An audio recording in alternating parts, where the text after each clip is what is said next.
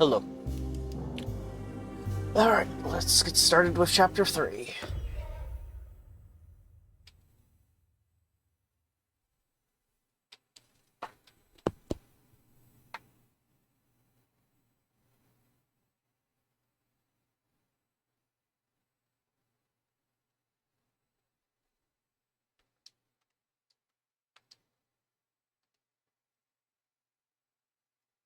You have any advice on how to deal with the Dark Man? I suppose suppression could work. Try not to pay him any attention.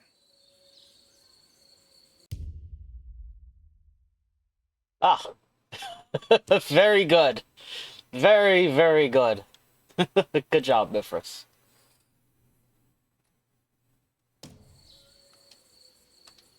I know you said Jeremy's never been here, but does this place exist in real life? I think it's supposed to be Mexico. But I am not certain of Taroella's origin. Well, good to meet you, Juan. I'm going in. May the gods be with you, Edward de Vilban.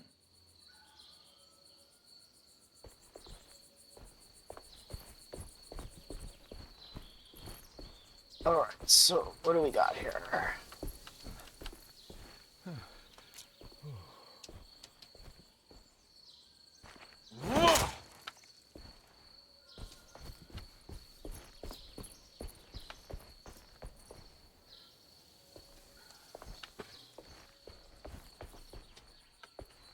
We can go that way. Is there anything hidden over here? Doesn't seem like it.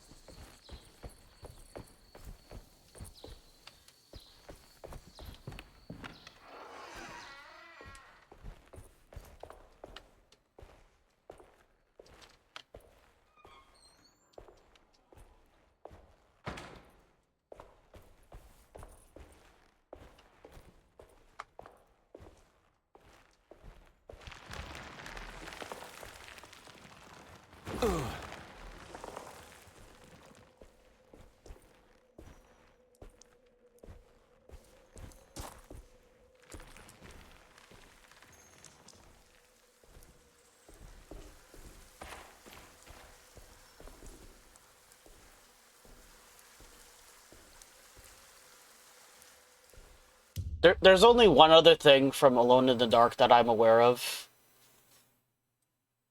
And it's from the not very good, more recent, well, I say recent, but it was more like mid-2000s, maybe early 2010s. Hold on.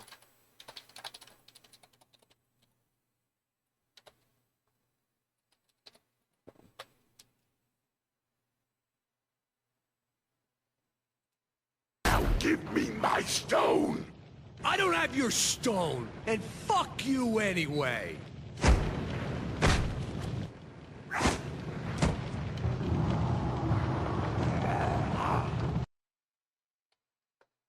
This. I'll have your stone and fuck you anyway.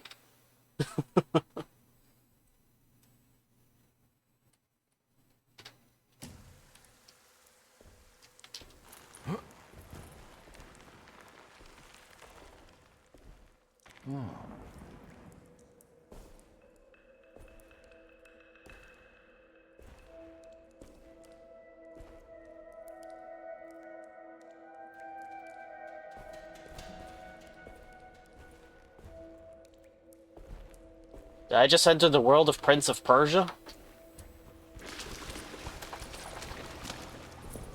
Am I gonna see the Maharaja here?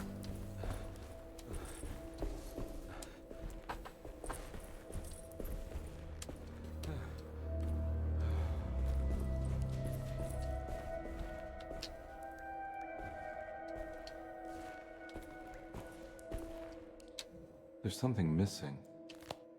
A hollow There's cross. something missing.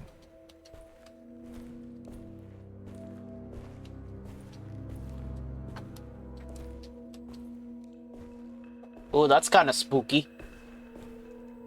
That statue just poking its head out from behind the bookcase.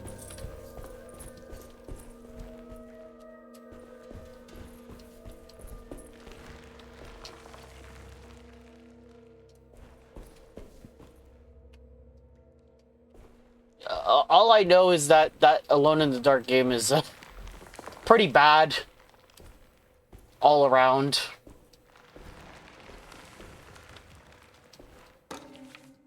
The great library was endless, beautiful, and terrible. An Akashic record for the universe inside the mind of Jeremy Hartwood, now corrupted by a story forced upon him, told by a maniacal liar, an evil conjured by science and secrecy. I will suspend a room and lock away the foundation of his character. Its key will be left to the librarian, the only thing invisible to the Prowler. Okay, then.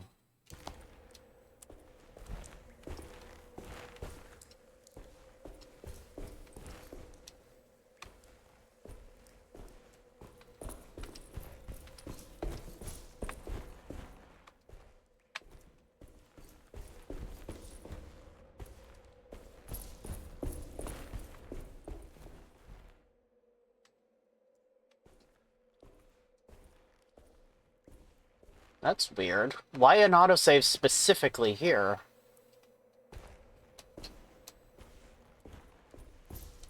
Weird.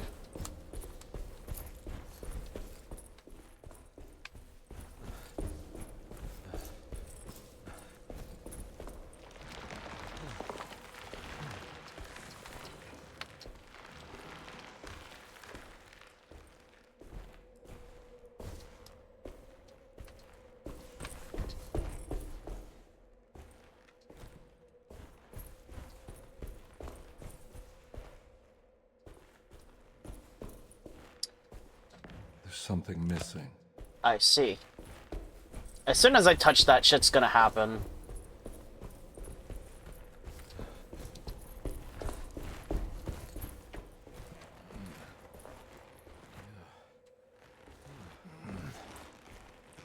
Okay.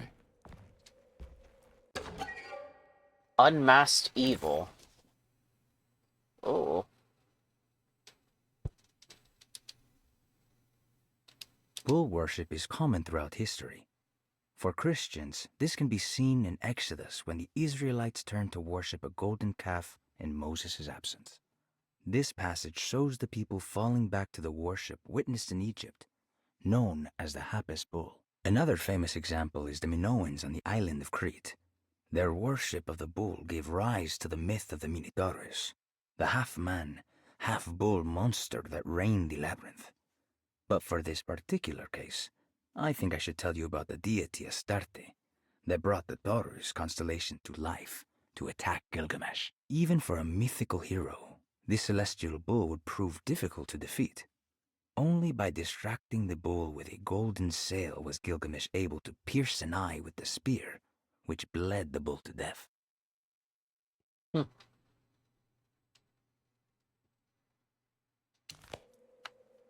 Interesting.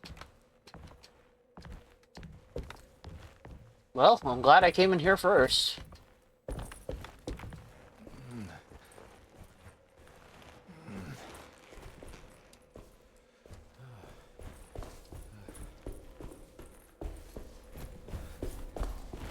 Alright, start this shit up. The Key of Hubertus.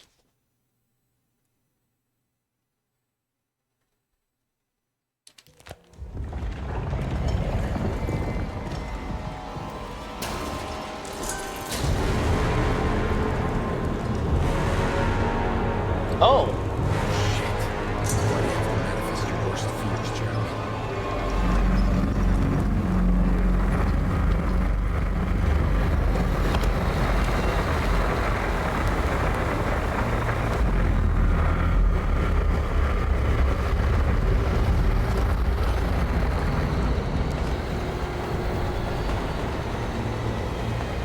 Ah, okay, so that's why there's an autosave here. The light repels him.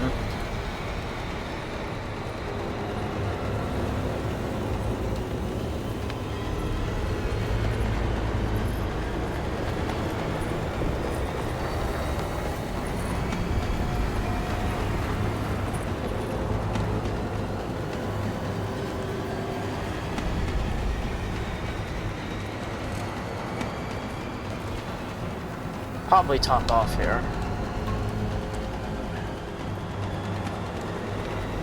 Or I thought it did anyway.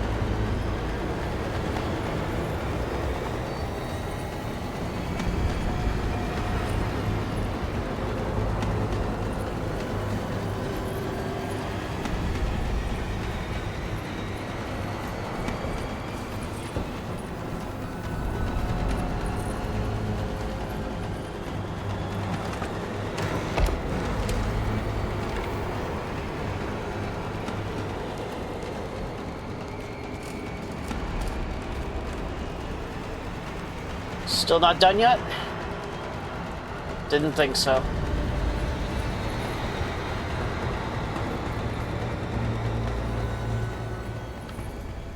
Oh, well, the scary music's gone away, so...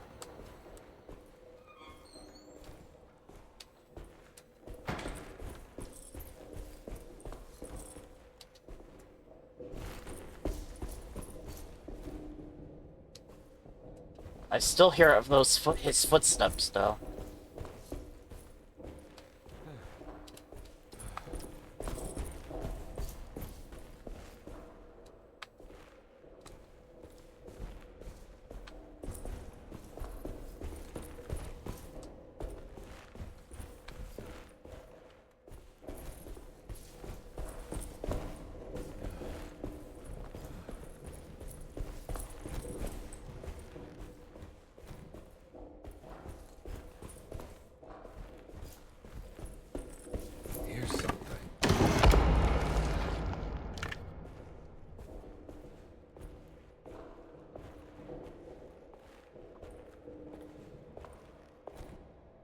It was in the hot autumn that I went through the night with the restless crowds. He was a kind of itinerant showman who held forth in public halls and aroused widespread fear. The New Orleans address of the event is lost, but I remember distinctly the Pregzt Shipping Company pressing their contribution. Pregzt, that's it.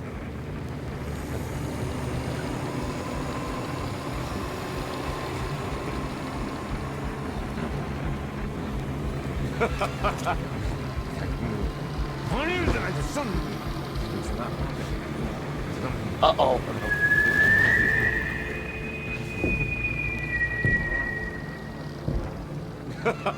Detective! What? What?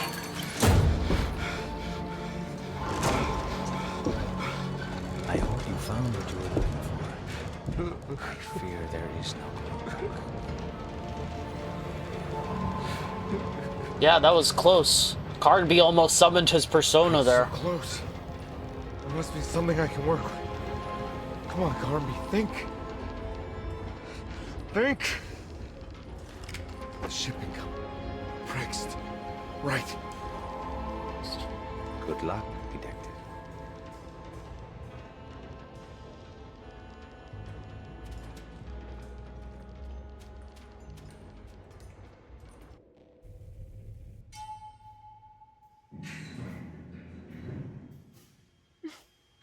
Well, thank God you're here, Detective. Sitting all alone in a place like this? I'd never live it down if the papers got wind of it. Hey. Ruth, right? Oh, don't pretend you don't know. I'm sure you have a whole file on me by now, Detective. I suppose we weren't formally introduced. I'm Ruth Talon. Miss Ruth Talon, in case you're wondering. Edward Carnby. Enchanté. Are you sure? I had too many already.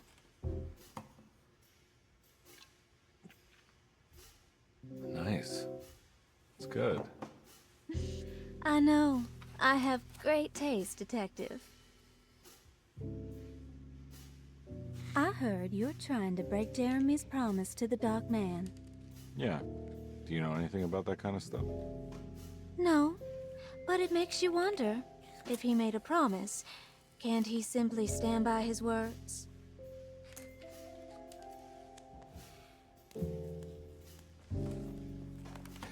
Look, I'm just trying to get Jeremy out of a bad deal, so he'll come back with us to New Orleans. Well, if all fails. What are you doing? It's a sign of submission to the Dark Man. I saw it in a dream once. What?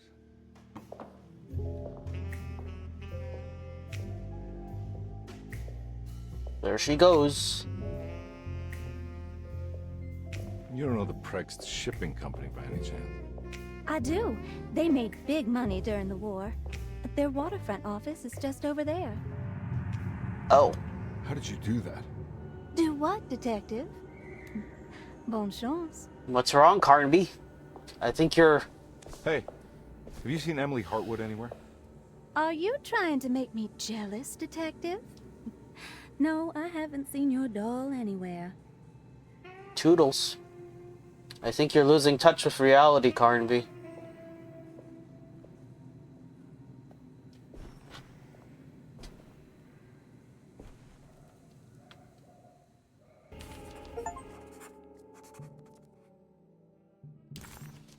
Oh, we got another set. New Orleans lies southwest of Derceto, along the great Mississippi River. Its old town, the French Quarter, or the Vieux Carré, is home of the proud and often rich Creoles. Wrapped around this center, you will find a large and eclectic city full of people, including the most mundane dock workers, reckless gangsters, jazz-crazed flappers, and of course, the mysterious voodoo people.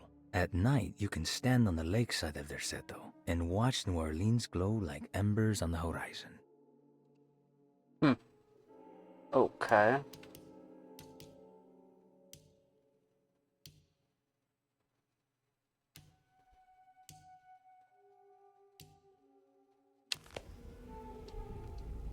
Pregzt Shipping Company. According to the book in Taroella, the Dark Man is connected to a performance that Jeremy went to somewhere in New Orleans. I'm sure I can find the address inside. Well, there's one problem with that, Shaggy. I'm pretty sure that this dev, I think this was considered a flop, and I think that they got shut down. So, yeah. Odds of getting another game for quite some time is probably slim to none now.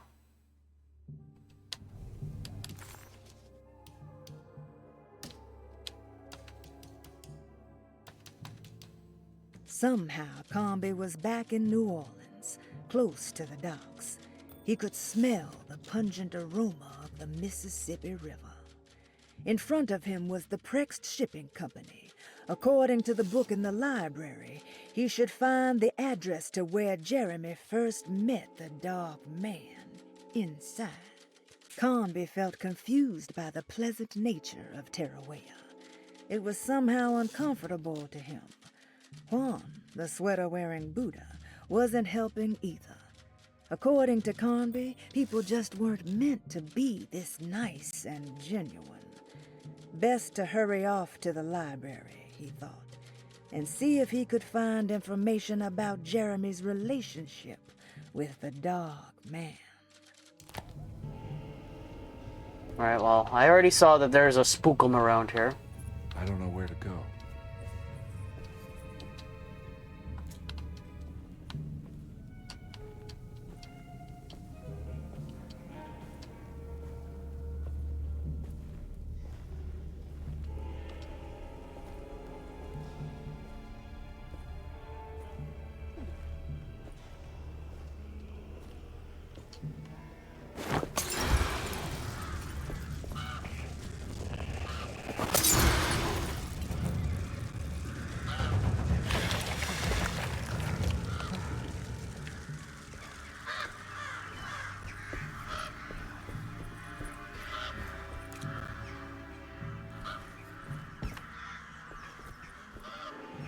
It's locked from the other side. Of course it is.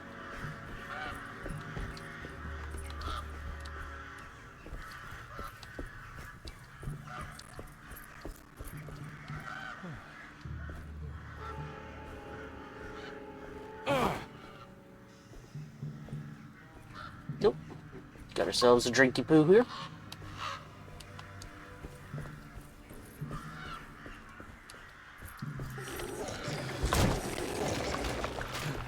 My.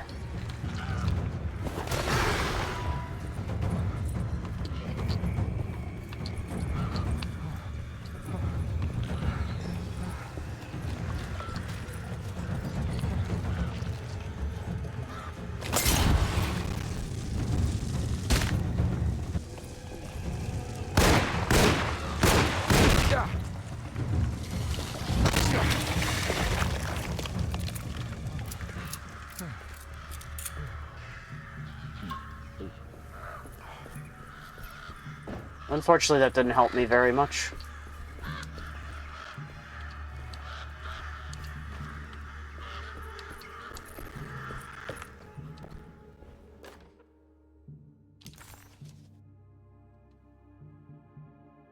The sewer system has a tunnel running right below Pregzt Shipping Company.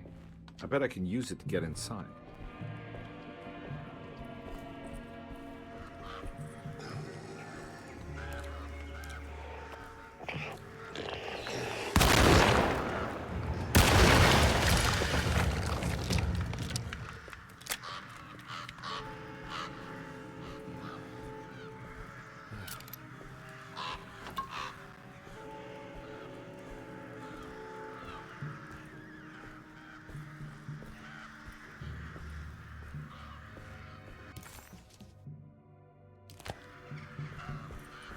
Alright, no map.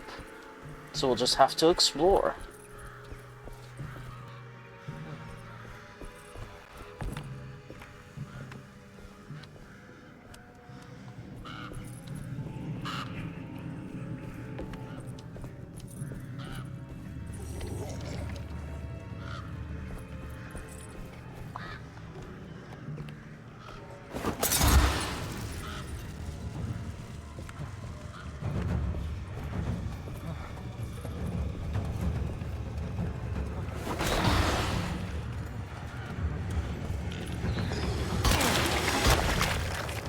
Bye.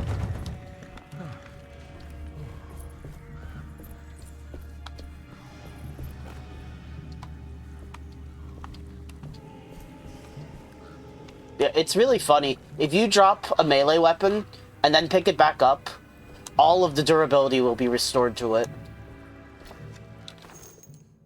Machine gun cartridge. Ooh. So I think as long as you don't actually break a weapon, then you could potentially use it infinitely.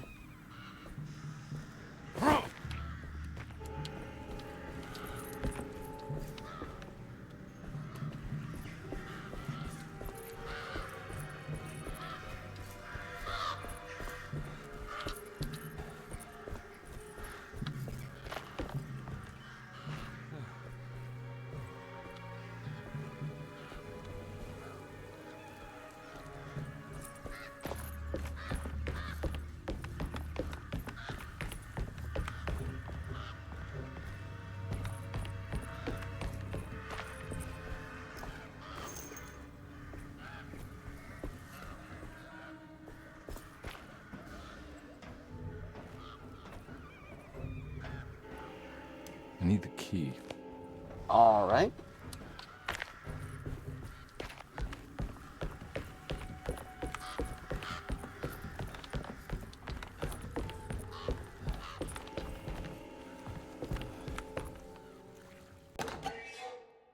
Hey, typewriter ribbon.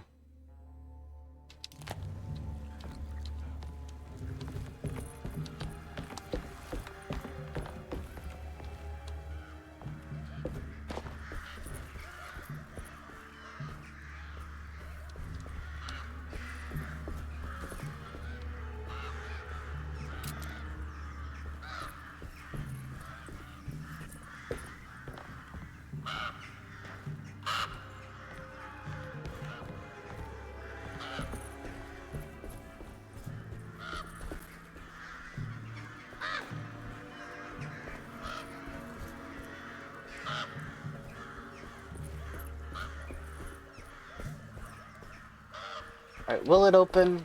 Or is it gonna want me to go in further road? Nope. Okay. Fair enough. So it did want me to go this way.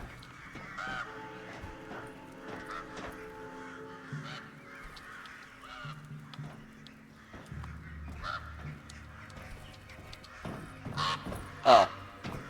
Alright, only one way to go.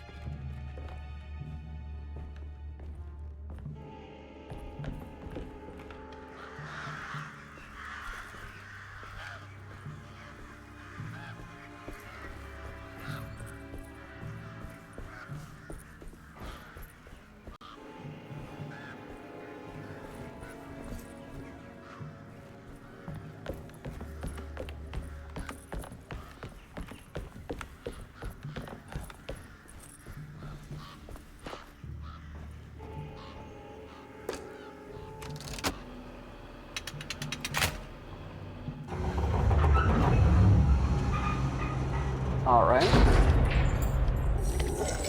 Hold on.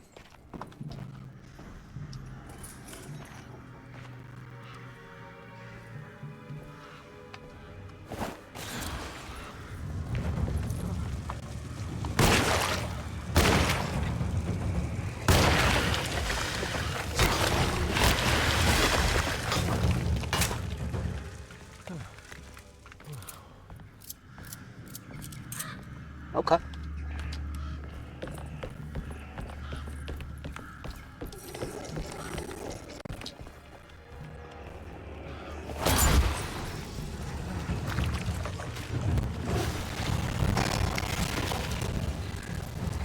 Yes, good sound tearing.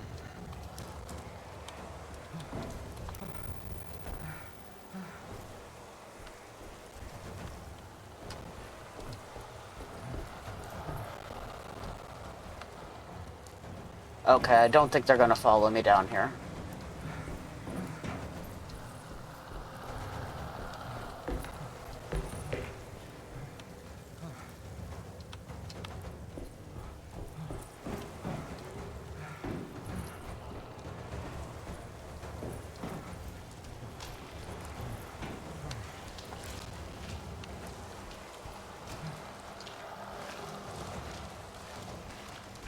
I didn't think it would just let me go into the sewer water. Alright.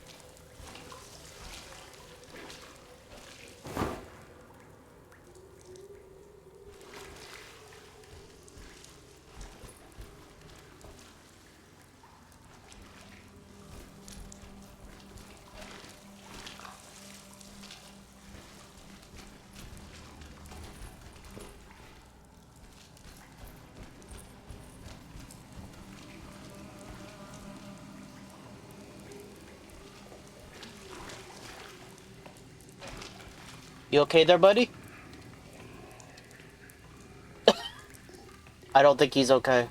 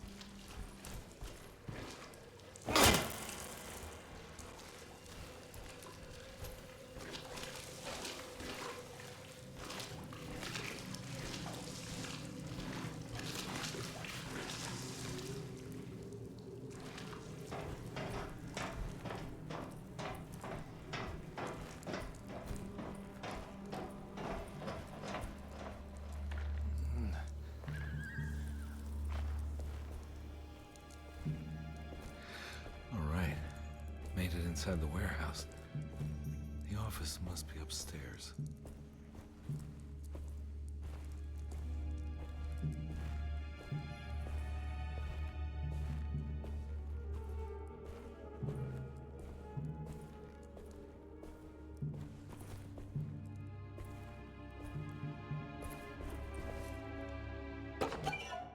Doot doot.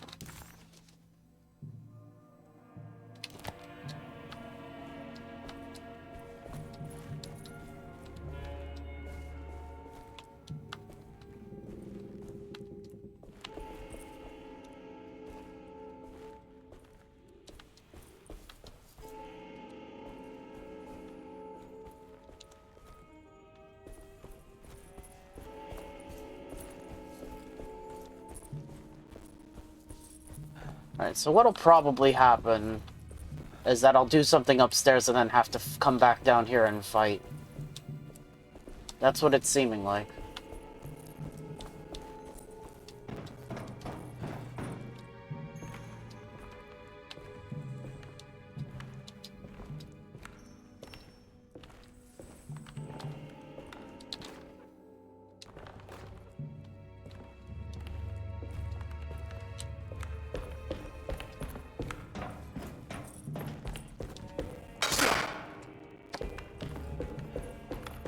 Strong windows.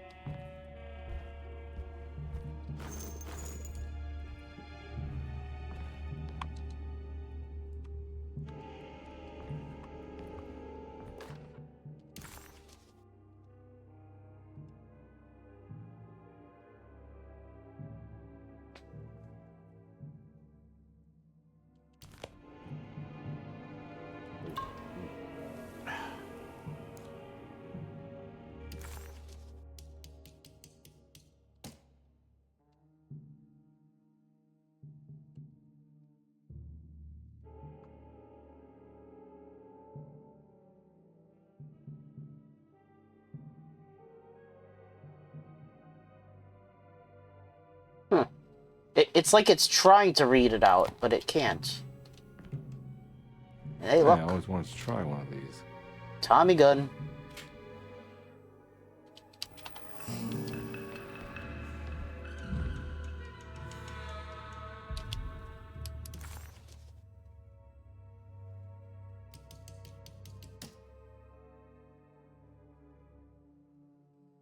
You talking about this?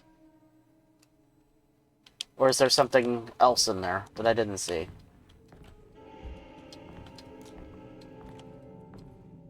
Oh.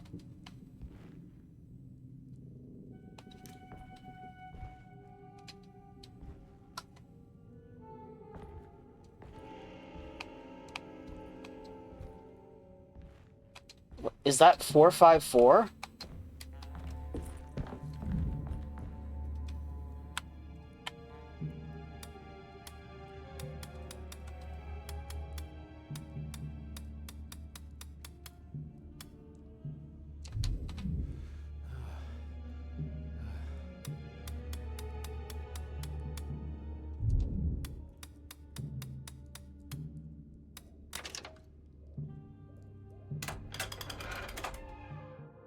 Cargo Manifesto. September 19th, 1892. Pregzt Shipping Company delivered 4 steamer trunks, 1 Egyptian sarcophagus, and a large wooden crate belonging to the showman called the Black Pharaoh, performing at 18th Street. Here we go. The address where Jeremy first encountered the Dark Man.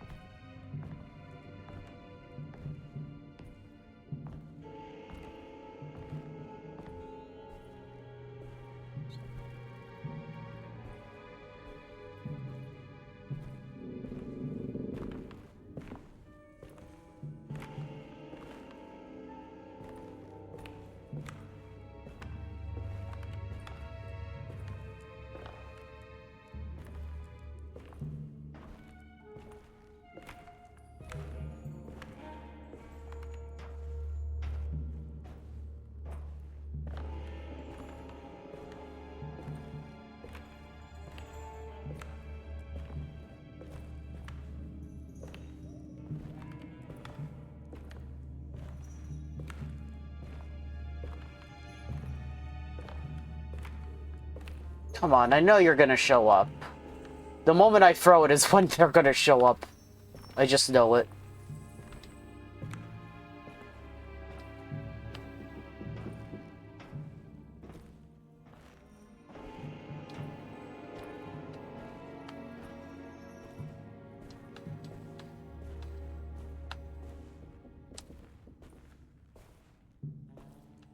Right, whatever. I knew it!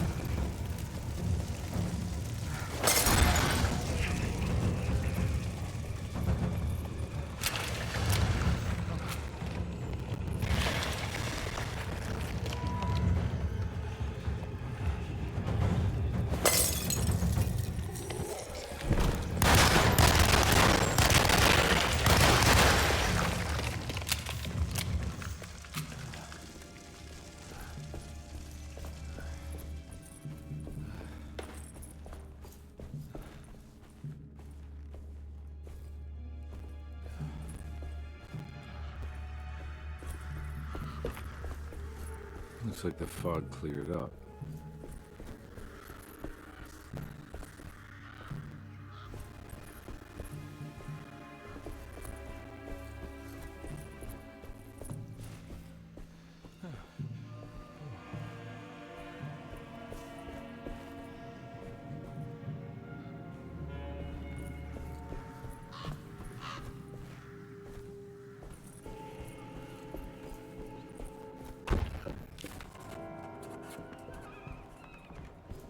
The address of the event where Jeremy first met the Dark Man surprised Carnby. The infamous Gallatin Street didn't exist any longer, and he wondered if he would be able to find the right building. Was it still standing? Did it matter? Maybe this world was not just another place, but another time as well.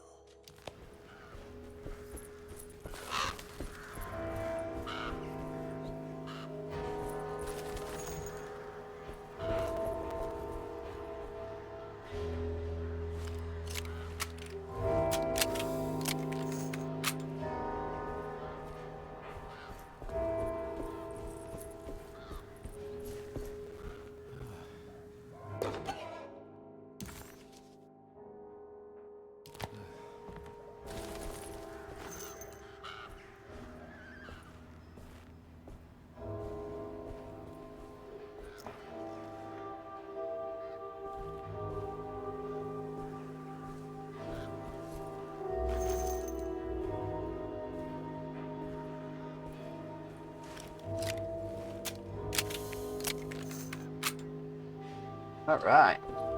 This is definitely worth my time to do.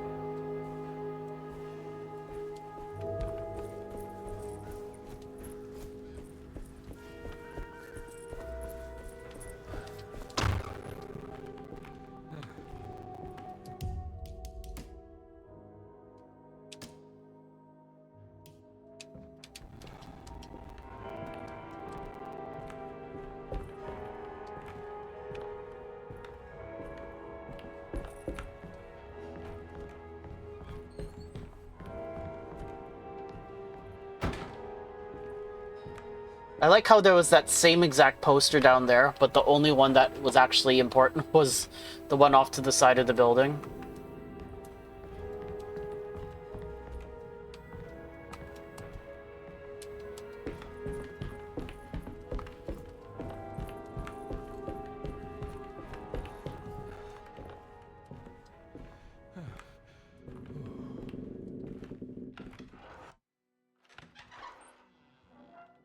Hello again, Jeremy.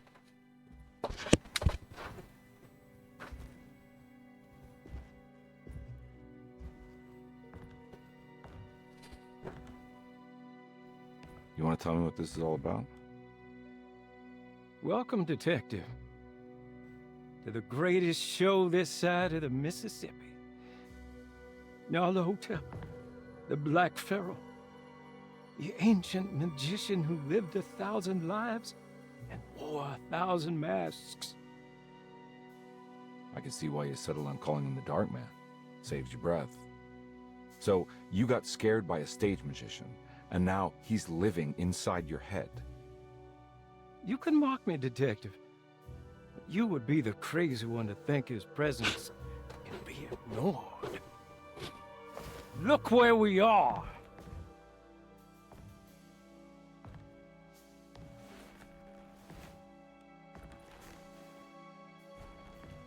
We didn't get to finish our last conversation, did we? You were about to tell me how to break the contract with the Dark Man. No, we can't. We would turn her loose on the world. So many innocent would die. But there is a way to break out of the deal. There is. He offered me a way out. Steps to take. What are they? You'll never find them. They're forever entombed in his sunken desert temple. Jeremy, I'm not your enemy. Tell me where to go. How do I find the temple? No, we can't. I have to make this sacrifice. God damn it, Jeremy. I'm gonna save you. Don't worry.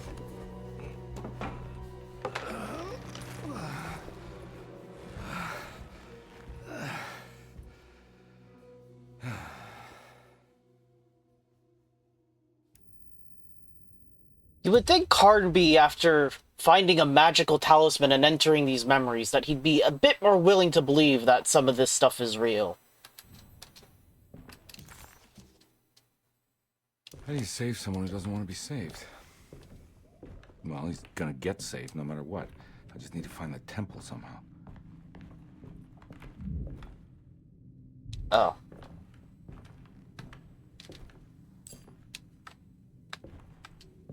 Oh boy. First, let's see if there's any hidden goodies.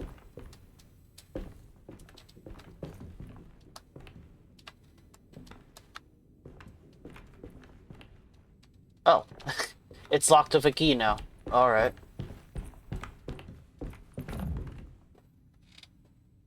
Right, so Pisces is the big one.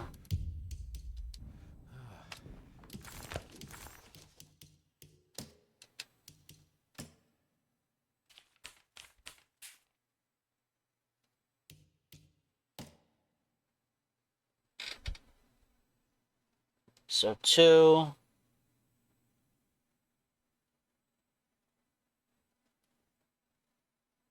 So 2, 4.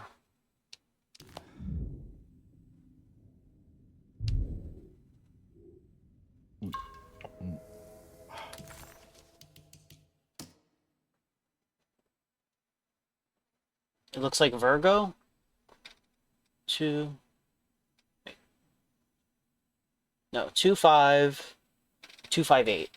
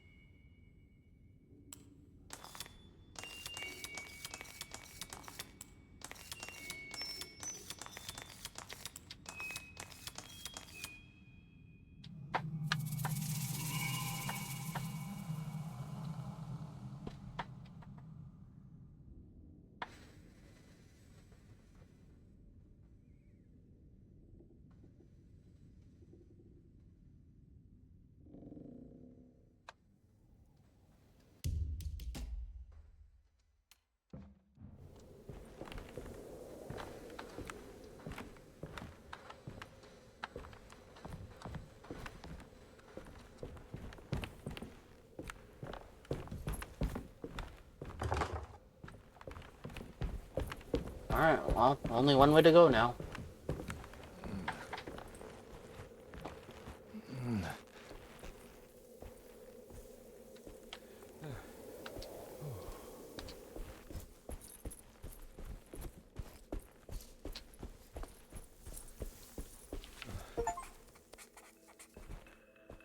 Well.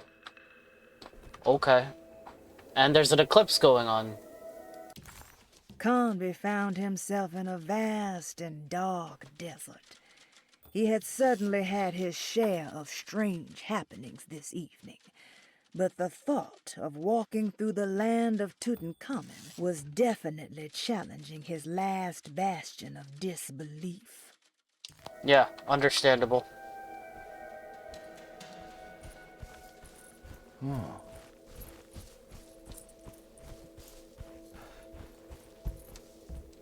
Oh, if only you could take the lantern.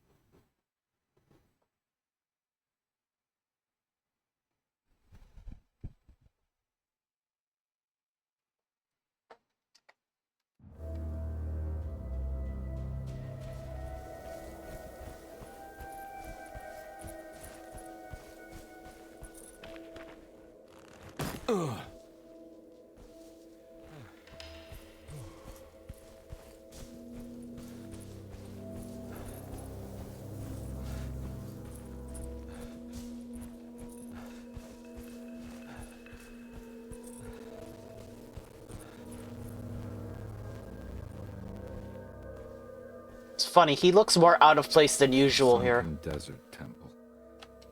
I better get down there. He looks more out of place than usual with this outfit on.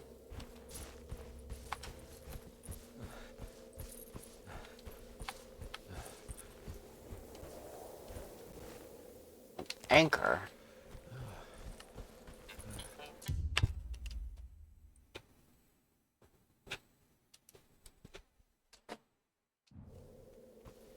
Alright, does it want me to jump down? No.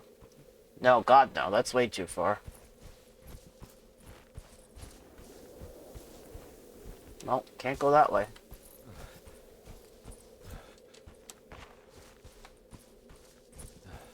Oh, okay, it wants me to find a... I get it now. It wants me to find a rope to drop down there.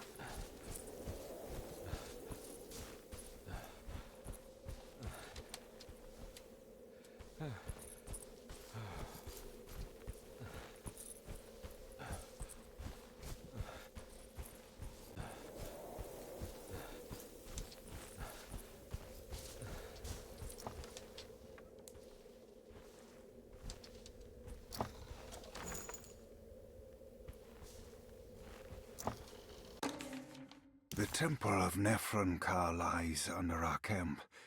Despite all efforts, that unholy site did not collapse, but sink beneath the sand. The pharaoh is long dead, his name meticulously stricken from all ancient writing. But that stage meant for blood and terror remains. The temple is said to be lightless, built to harbor all the haunters of the dark found in the very depths of our universe. Calling on the gods meant creating a bridge between our world and theirs.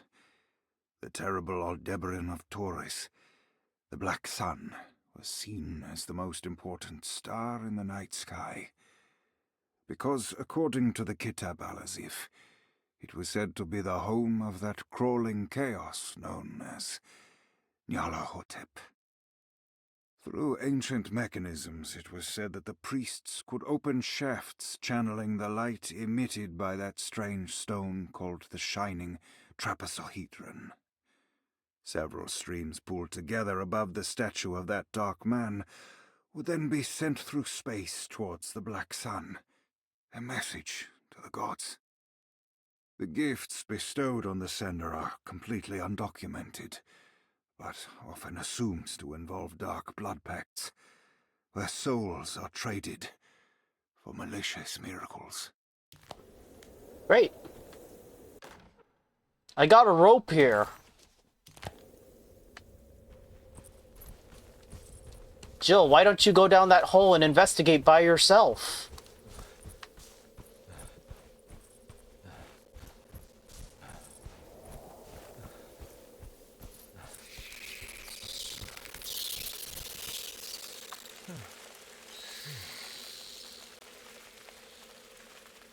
Okay. Here we go.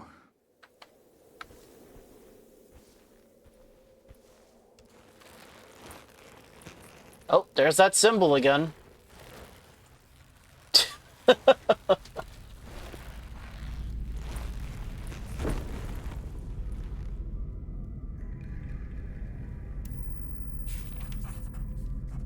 The Dark Man's temple was buried beneath the sand, a cursed and dark place. Every step felt ill-considered. Carnby needed to find the contract that Jeremy signed with the Dark Man and get the hell out of here before he went completely mad.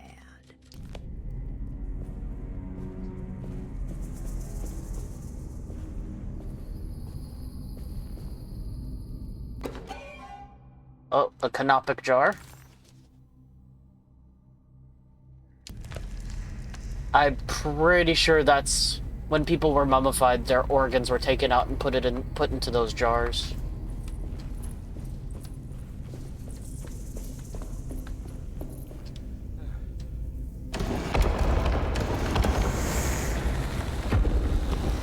Uh-oh. Ah! I knew these things were gonna be trouble.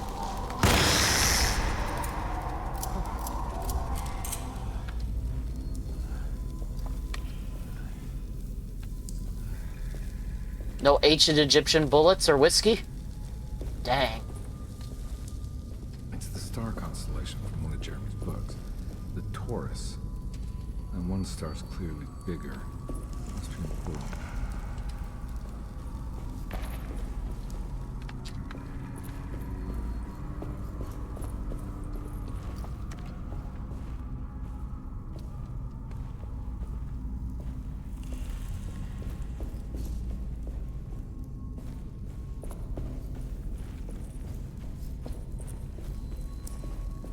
I got a feeling this is it. This is where the contract is hidden. But how do I get to it? Okay, my curiosity must be sated. Will this kill me if I walk into it? No, it doesn't even hurt me. Good.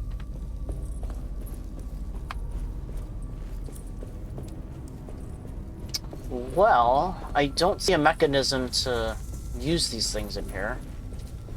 So, let's go this way.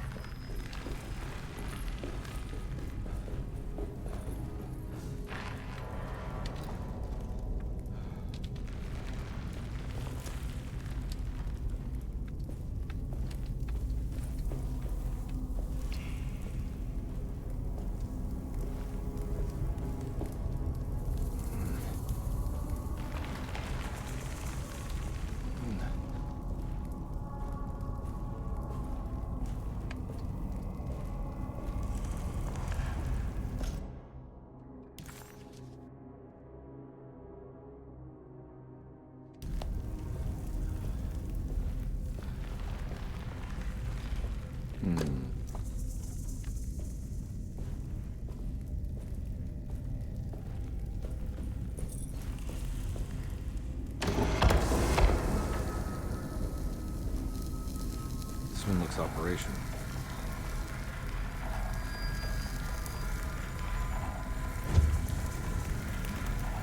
Oh, interesting.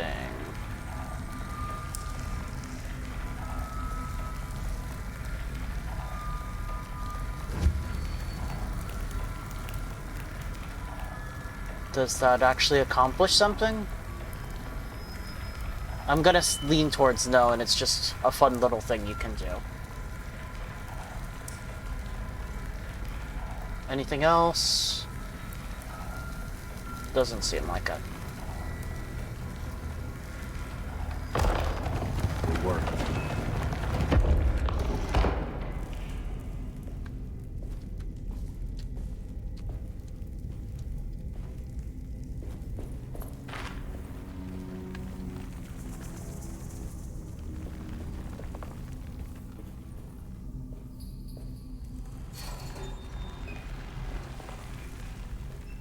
Better watch out for scarabs while we're in here.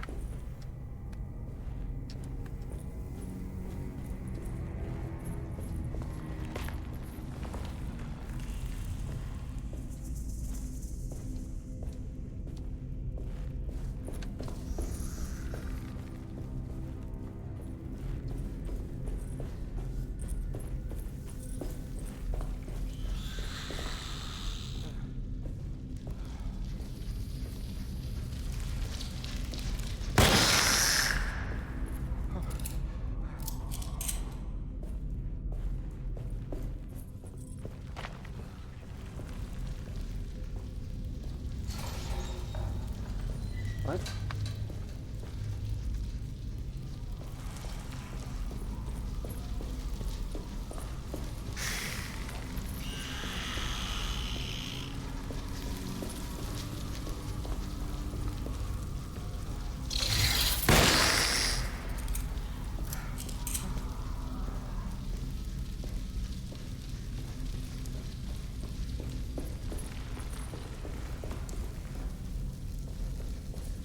I hear more of them.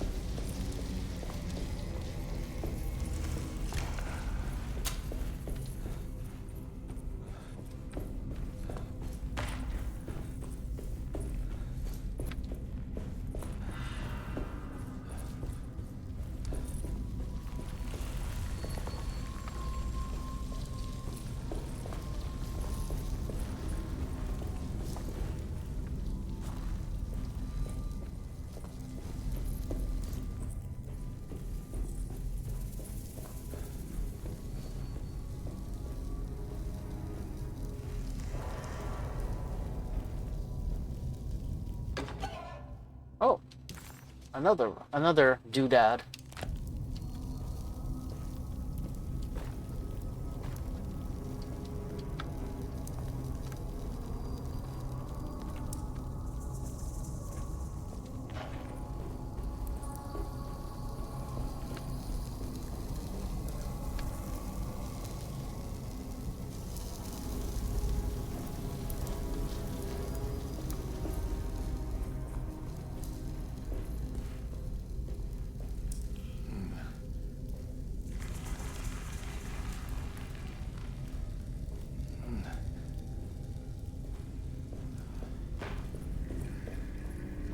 Let's just get acquainted with our surroundings here. Alright, so that's one big loop.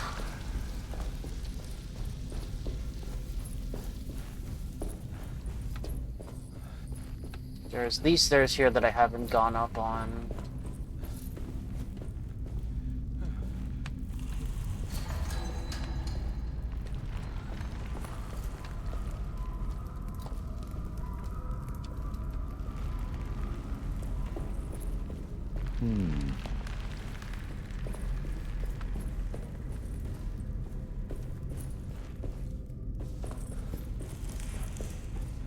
All right.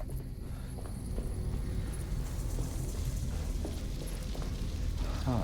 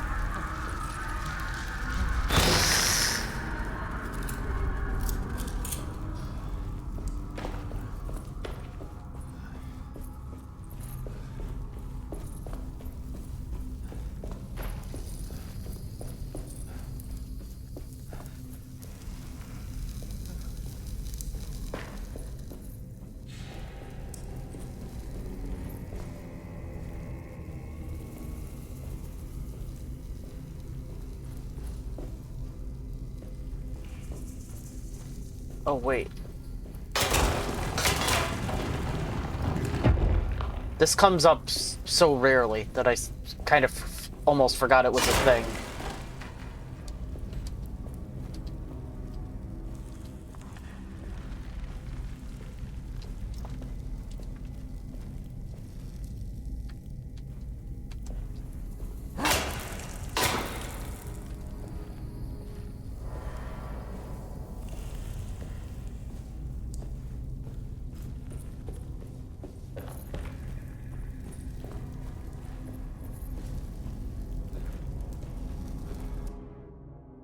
An adzi.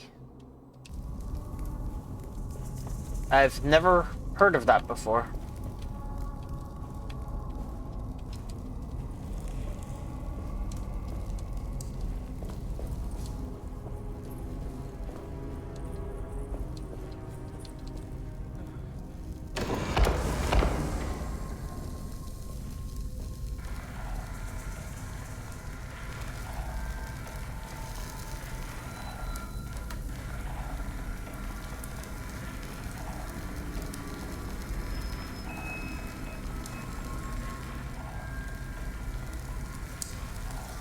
Okay, so it probably wants me to point at the pedestal there. Okay, no.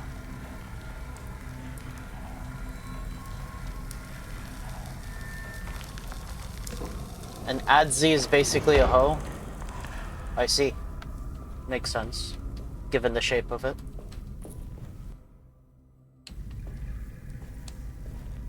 There is a blue gem thingy there, but maybe it's not actually important and it actually, like, fell off.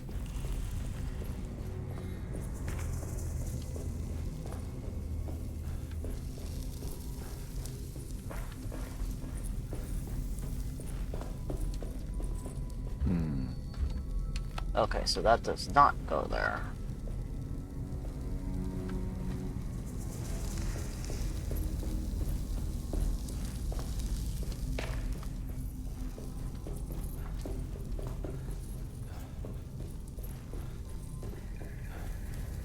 Man, are we about to deal with Imhotep? Do we need to get a cat?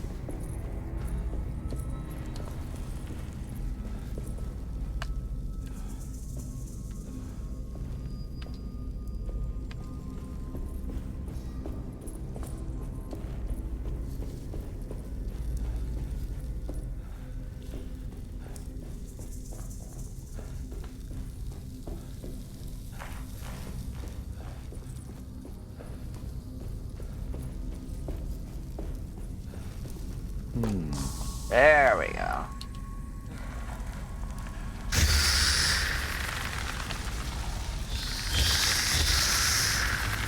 Ha!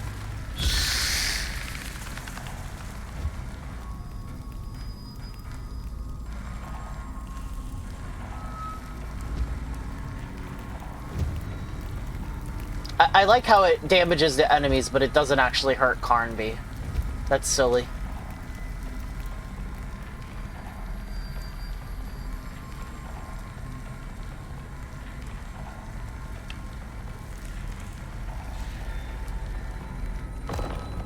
It worked.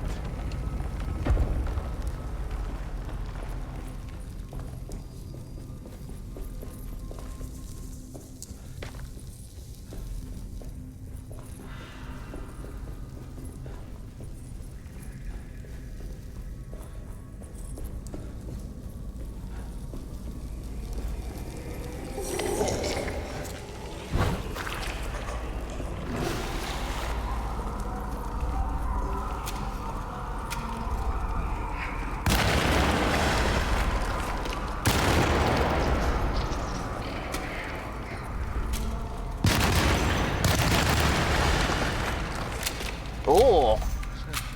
I like the sound of the guns in here. It's cool.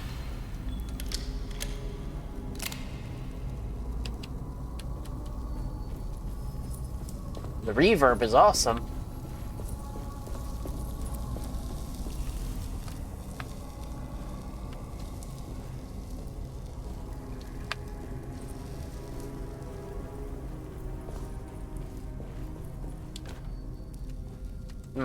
trading one hoe for another.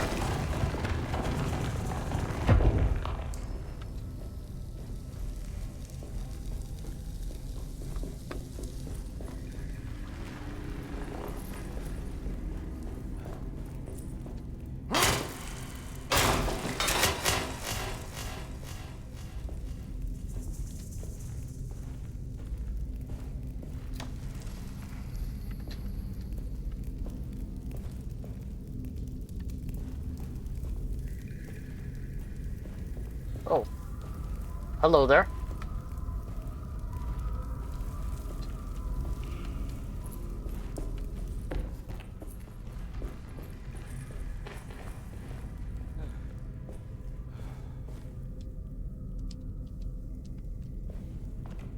Huh?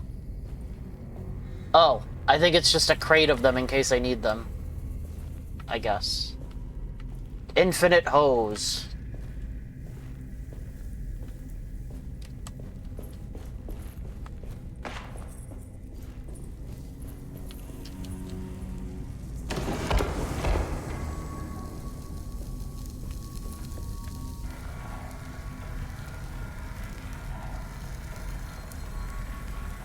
Oh, can't burn these curtains.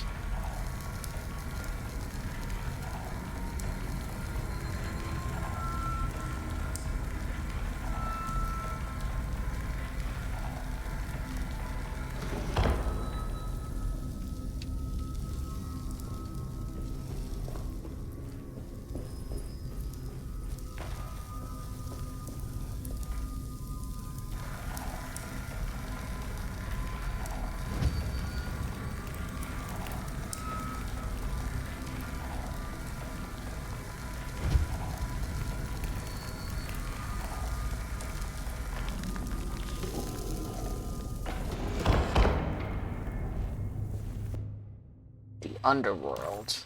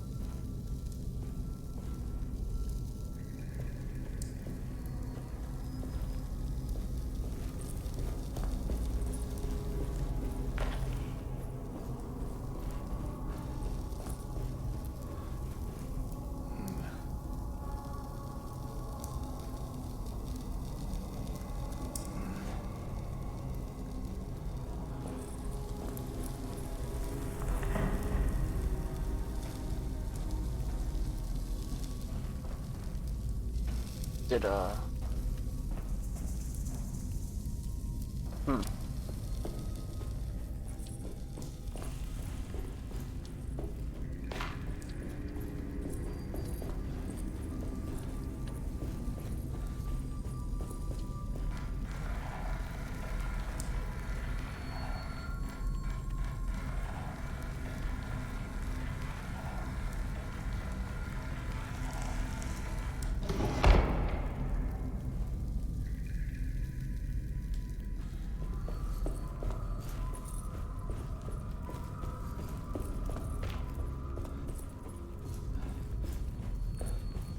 oh yeah, I totally know what that means, Spook. Aha! There we go. I guess now I can use that one.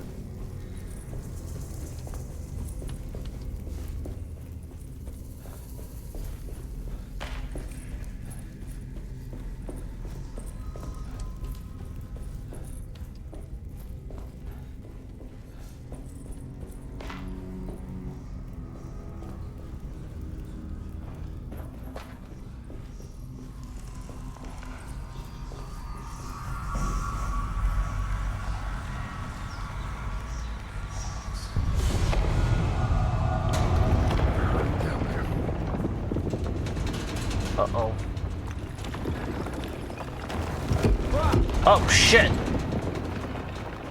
Alright, we're not going that way.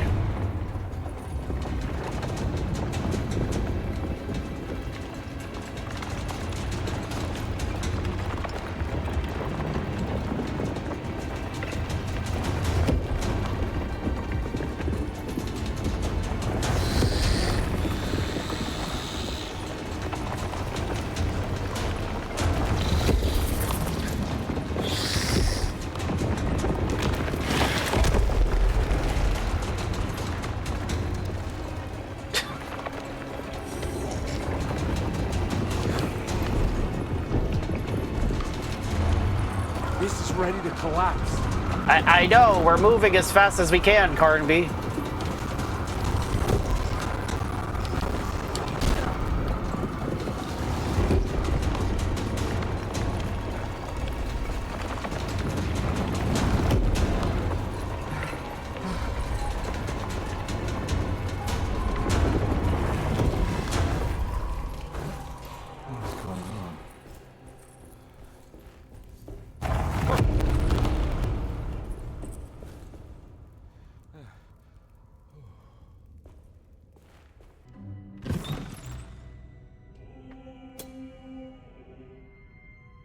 This looks important.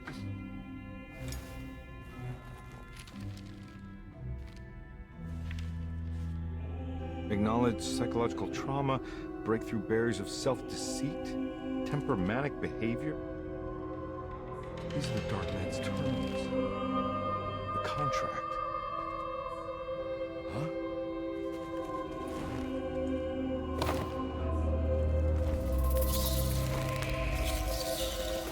Uh-oh.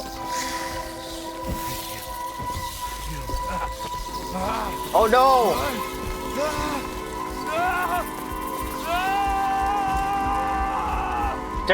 They're taking me to Orlando! Or worse, they could be taking me to Detroit.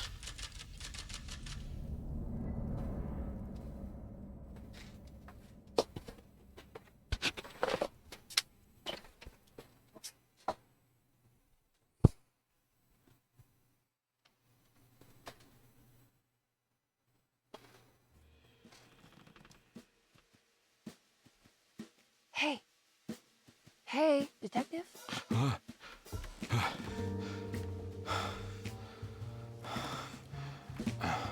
Oh. What are you doing? Oh, I found some. Great. Was it alcohol? God, no, I just got the wind knocked out of me. I think I know how to break the contract with the Dark Man. What exactly does that mean? Everything going back to normal. All right. I found some more information on Derceto and the patients. There are some seriously strange things going on here. I'm pretty sure 2 of the patients are dead, and maybe even the clerk. Oh, yeah.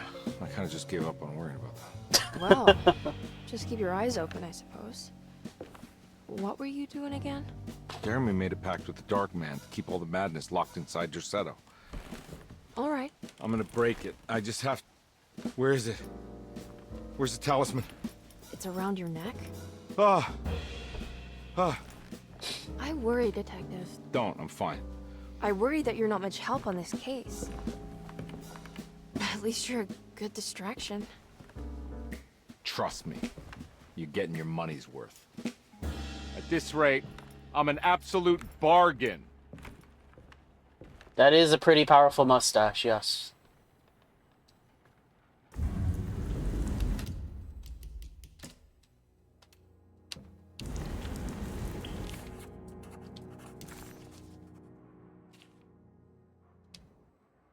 He must first acknowledge psychological trauma in order to proceed. The lying must stop, so we can break through the barriers of self-deceit. Finally, temper manic behavior.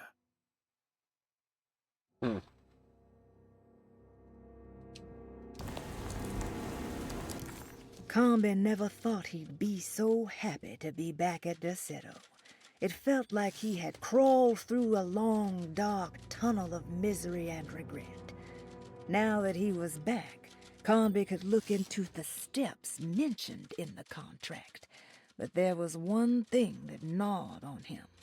What exactly did this have to do with Dr. Gray?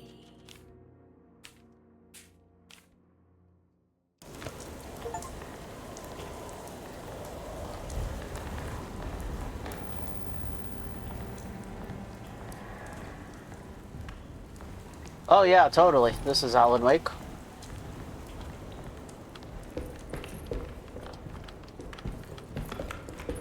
I like how completely unbothered. Just what this evening needed. Some ambiance. I like how completely unbothered Emily was about, oh yeah, 2 patients and an orderly are dead. No big deal.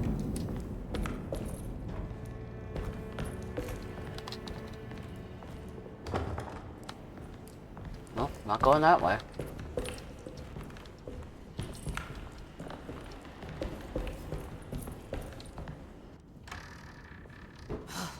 Got to be around here somewhere. He wouldn't leave this house. I don't know what to think anymore. You run into that detective fella? Who is he? Can he be trusted? I think he one of the good guys. Well, you know, like us. Will he be all right with her coming? Praise the mother. He don't need to know about all that. Just Just calm down. Ain't time yet. God, it hurts. As far as I can tell, Detective Carnby seems to be solving problems, not causing them. Just be ready in case he starts anything.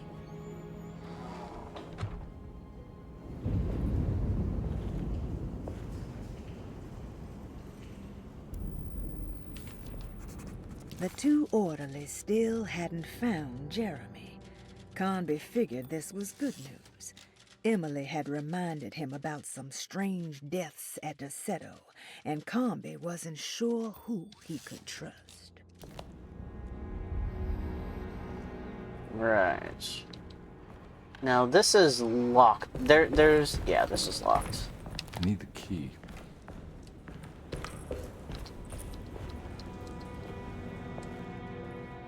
Now, I seem to recall that this door is locked from the other side. Yep, still is.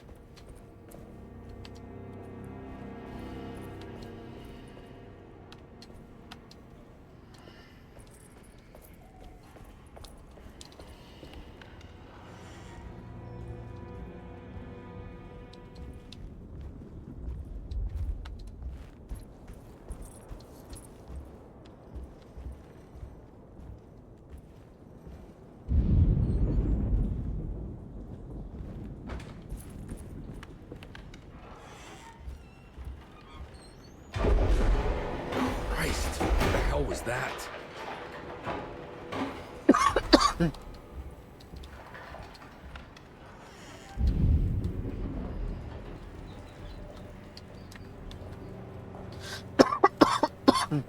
Excuse me.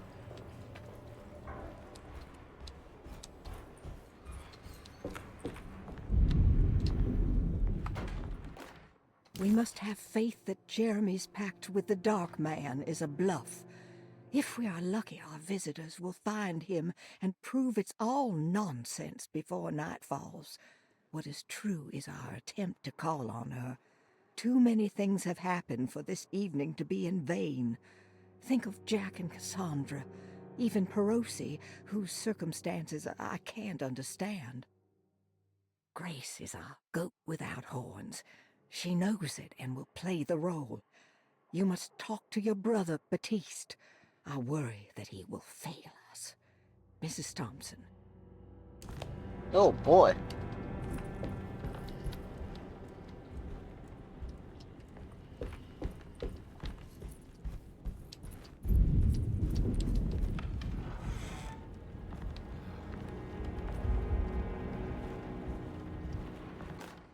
Lunacy and the Astarte Artist Colony, a monograph by Yael Klein.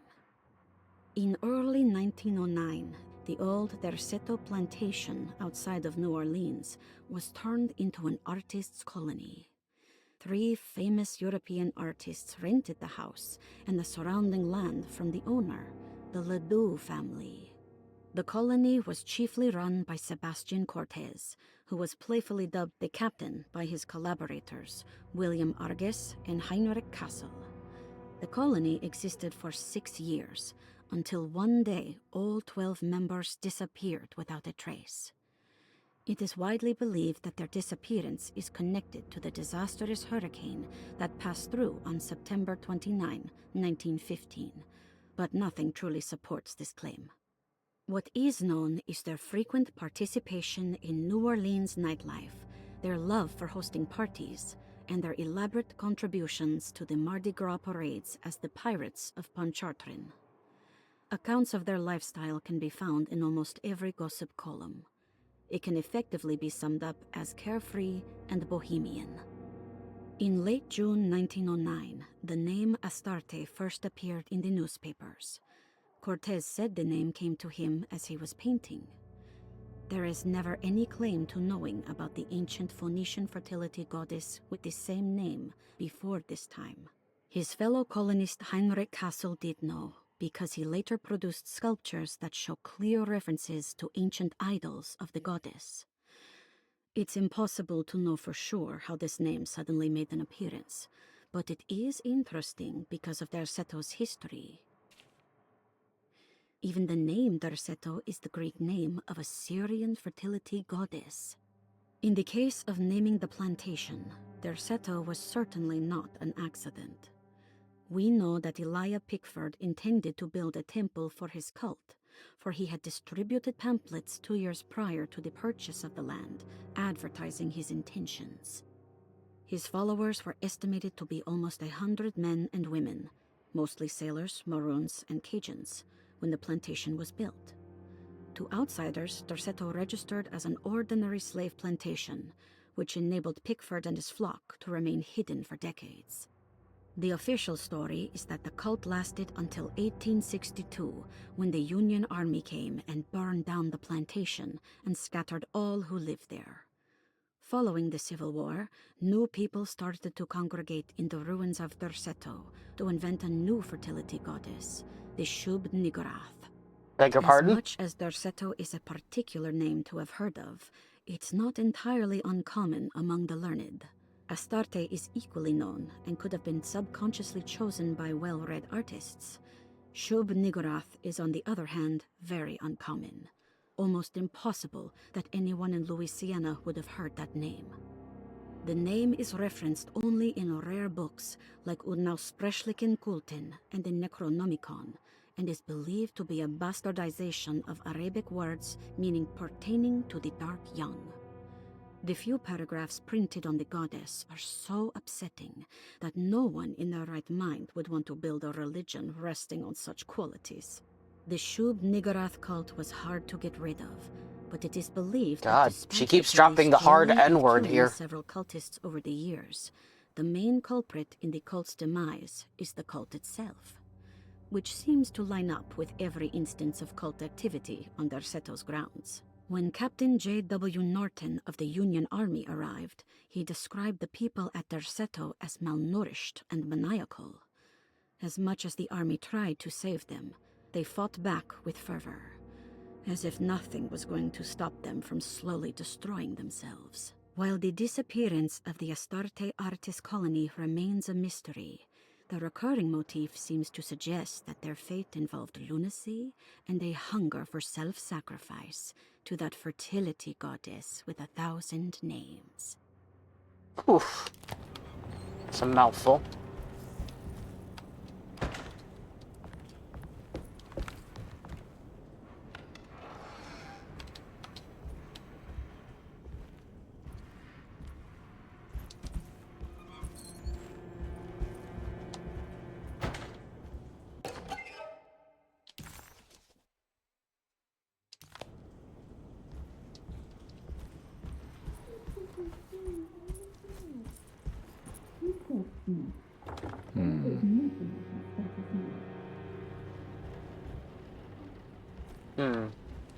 Someone's talking behind the door.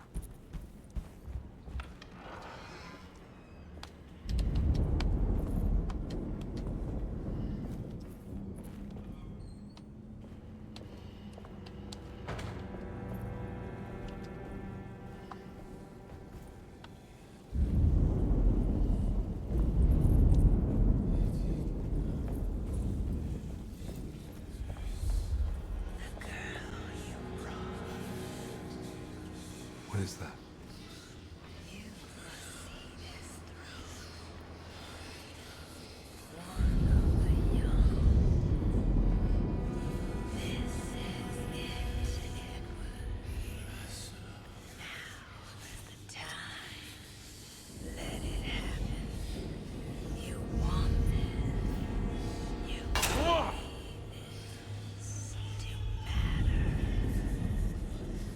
Stop telling me to do things!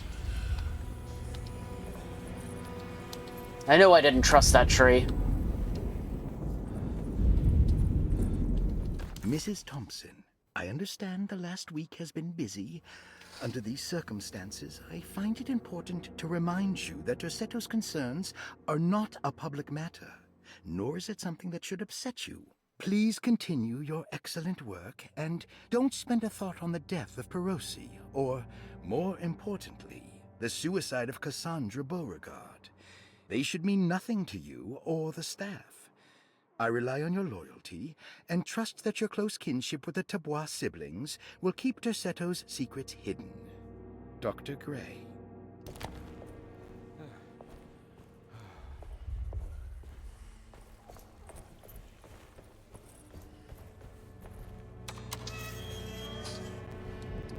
In this game, yeah. Derceto is a makeshift asylum.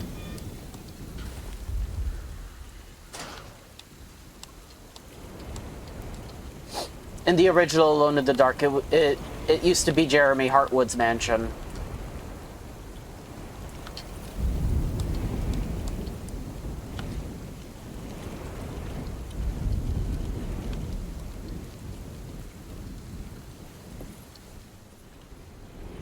There couldn't possibly be something hidden. Now it's locked.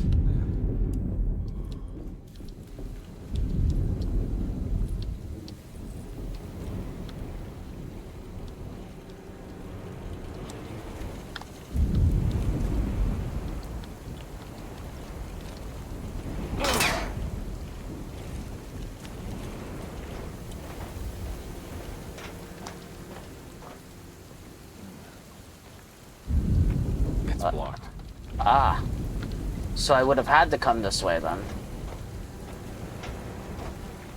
Now, what happens if I try to go to the basement? The other way. It seems like there's a pretty high chance that it'll be locked.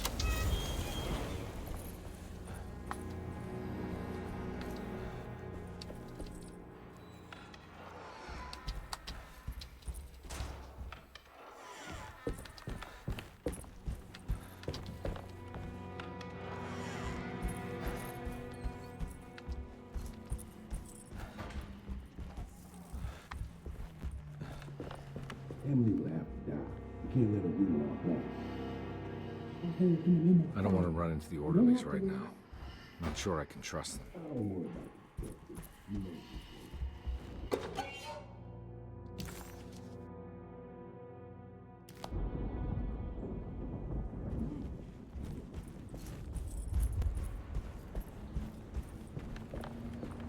Is it normal for mansions to have names? Yeah. It's not uncommon.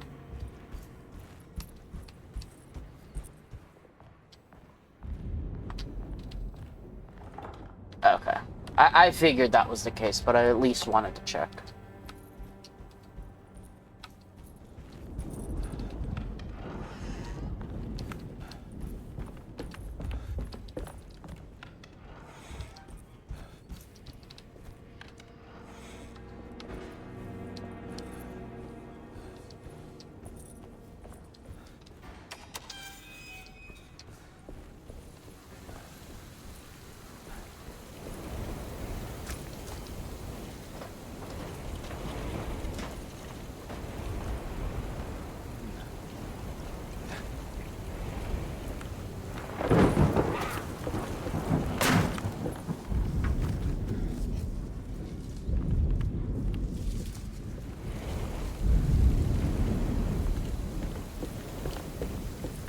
Oh.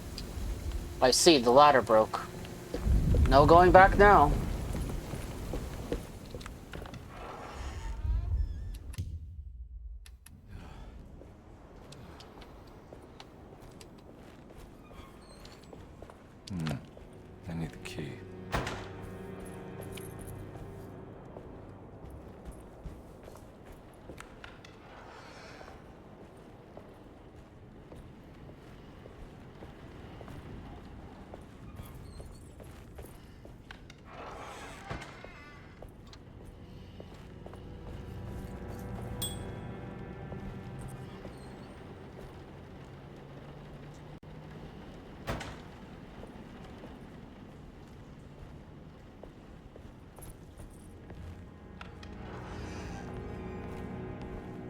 must be a spare key to Dr. Gray's office in here somewhere. I need the key.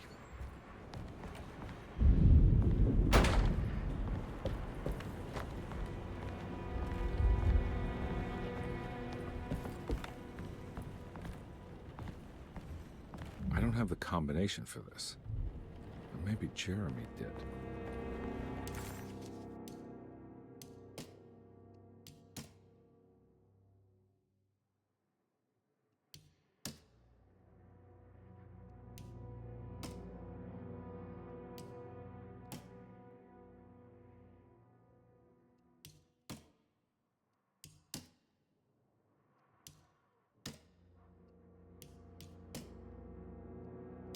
All right, time to get Jeremy out of that contract so we can get the hell out of here. Something tells me I'm gonna have to put my talisman to use.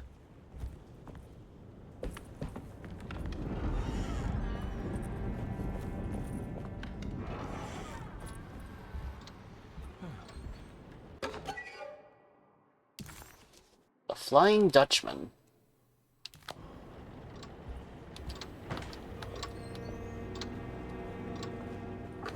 Of course, locked from the other side.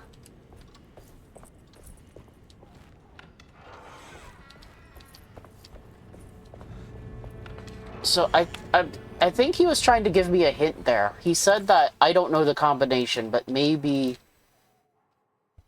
Jeremy does.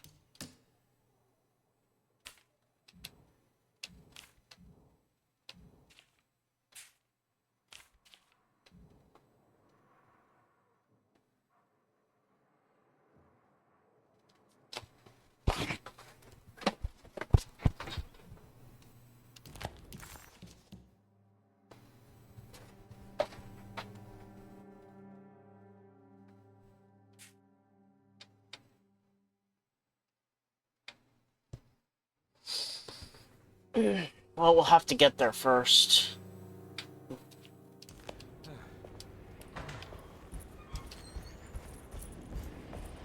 I can't leave. I got a job to do.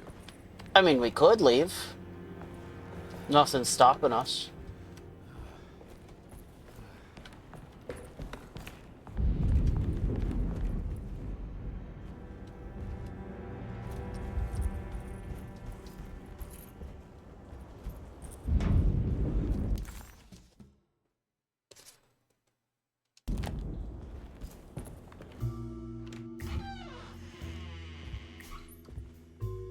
Detective Carnby. Good to see you again. Solved the case yet? I'm trying. Hey, Grace, you okay? Oh, she is just peachy, Detective. Are you looking forward to the Feast of St. John, Grace? I can't wait. Kids, ain't they great? What exactly are you planning for tonight? Oh, not much. We eat, we drink, we pay tribute to the wishing tree in the conservatory. The usual. Then why all the excitement? There is just something about tonight. Something's different. I think we all feel it. Besides, we got ourselves some new words for the prayer thanks to your buddy Jeremy. She'll come and turn the world inside out, and things will begin again. That sounds strangely threatening. You should come. I like the way he phrased that. God damn it, Grace. Stay put for once. That sounds strangely threatening.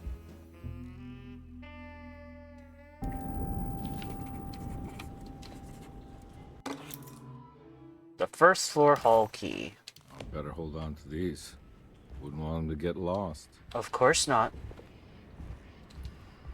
There's something missing.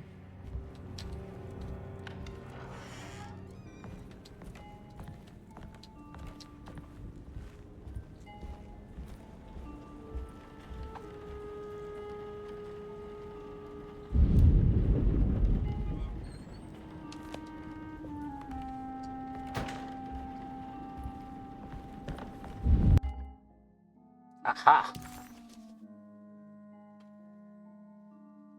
What a terrible thing to recognize that your betterment was an illusion. That you are so infatuated by the virtue of struggling that despite all your hard work, you made no real efforts to ever become well. Or that the treatment becomes such an obsession that instead of letting your wounds heal over time, you tear at the flesh in the hope that it will heal better and faster.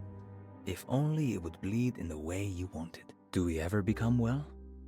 What do you think, Dr. Gray?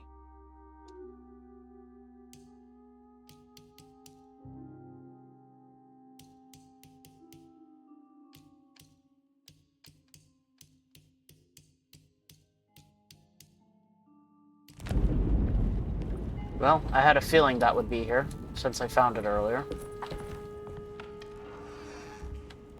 Ah! So I was right then. She is the little girl from Alone in the Dark, too. I thought so.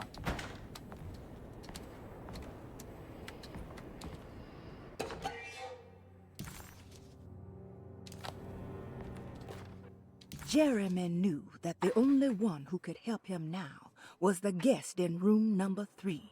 The room seemed to have been empty for so long. But that wasn't allowed to be true. The story needed to be different. To include something from the outside, he would bring the guest back to room 3 and show them what was in that safe. 913. But those were not the right numbers. That was the combination for the safe in the clerk's office. 913. Interesting. McCarthy was a deadbeat. His mere presence annoyed Carnby. It was like watching the worst version of himself mock him by simply being worthless. While Carnby enjoyed watching the child outplay the drunkard, there was something terrifyingly familiar about Grace. It was taunting him, like he was supposed to remember, but couldn't.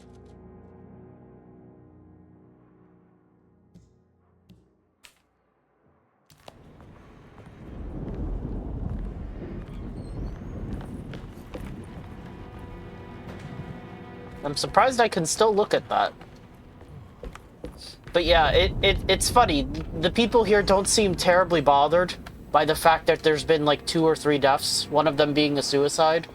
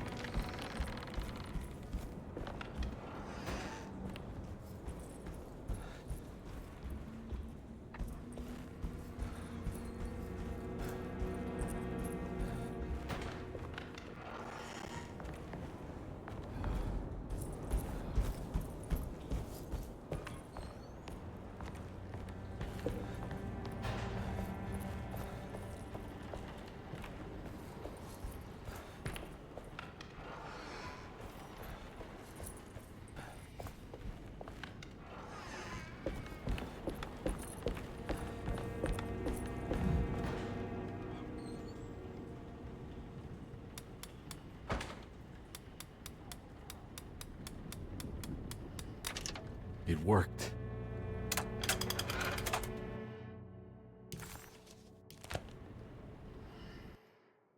The last guest in the empty room suffered from severe maladaptation. I must write this down, because if I understand the condition sufficiently, it could make me deny this fact at a later date, and there is reason for me to think I may come to suffer the consequences from this dysfunction, as some who came in contact with the guest seemed to adopt a new worldview in which everything was predetermined but broken. Upon accepting this worldview, some memories became unmanageable and later rejected. I do not know what this means. I cannot even remember the fate of the guest. I think they were simply misplaced one day and forgotten. Just like all documents pertaining to this guest, they have all been destroyed, or they never existed in the first place. Who wrote this? There has never been a guest in the empty room. Well, before we go to his office, There's still a section of Derceto that we can explore.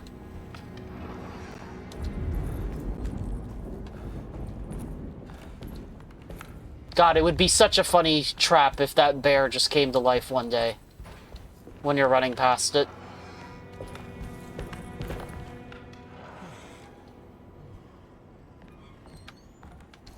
Some of the people living here might be crazy. I don't know about that. They seem pretty fine. Detective Carnby, I'm terribly sorry that my niece has pulled you into this mess. Please, with all my blessings, take her away from this cursed place. I have destroyed that eater of worlds and locked it away in the attic and retreated to a place of hiding. Tell Emily I'm safe. Tell her all the lies you can think of to make her listen. Take her back to New Orleans. Sincerely, Jeremy. New Orleans.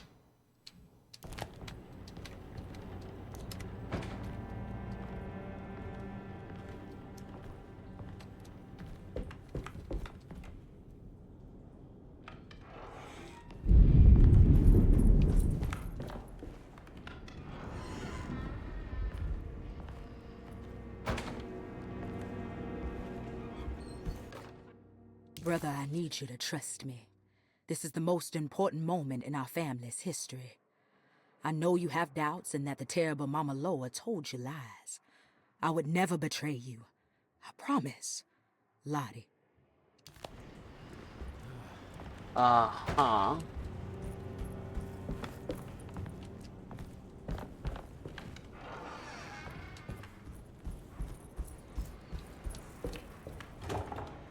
Oh, that door's locked.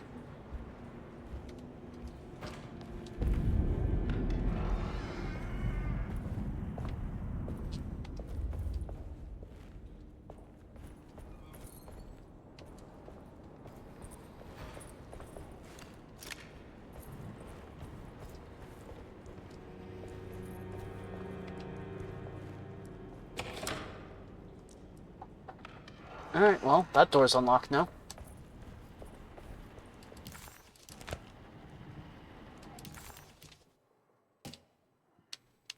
I wonder...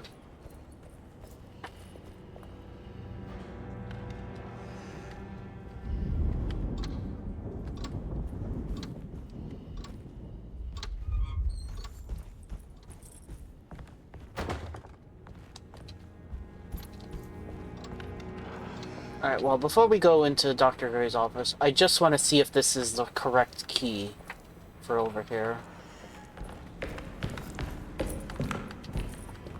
Although there is one other door that it might work on. I need the key. Nope. Alright.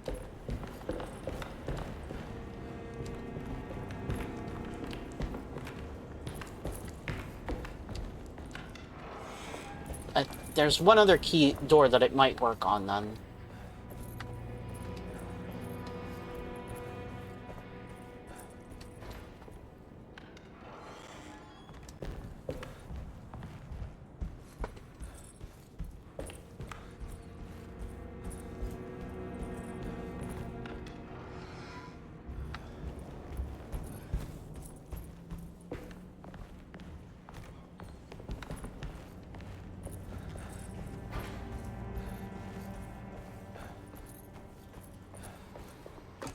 Aha!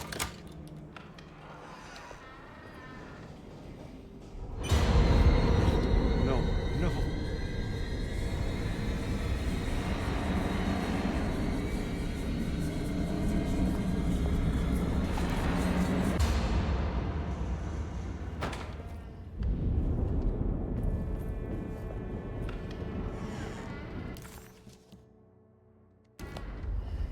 Alright, so we haven't been to any of these rooms yet.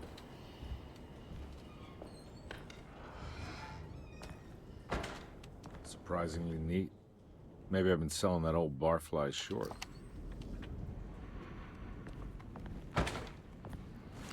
Alright, he's gotta have some booze in here that I can steal.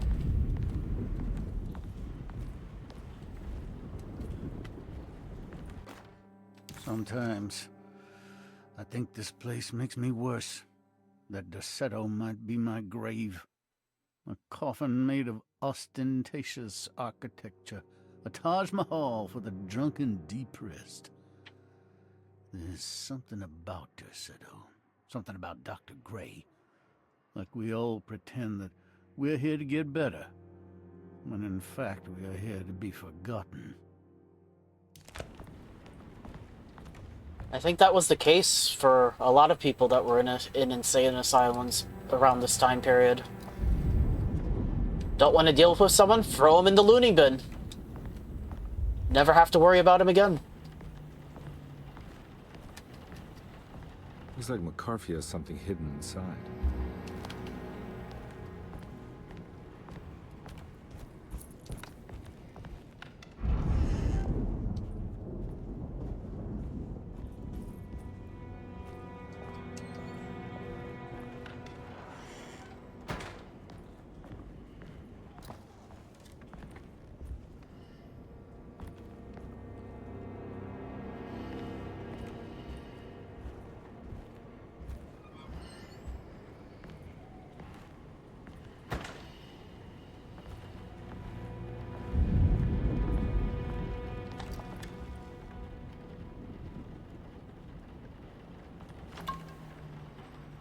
Wow, what was that all that lag for?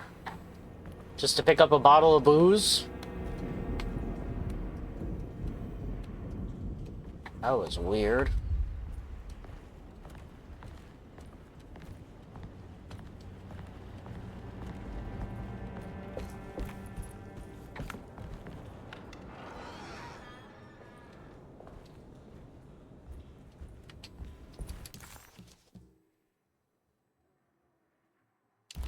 Ah, so that leads to the grand parlor.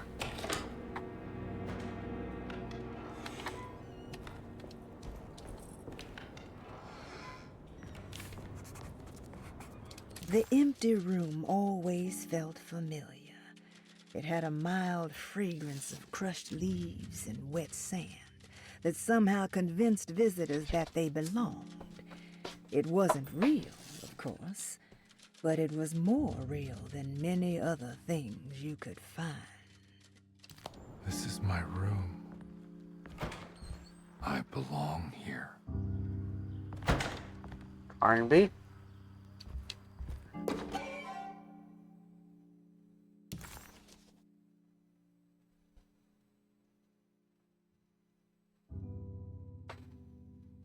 I wonder if this is possibly a reference to Ashes of Indigo.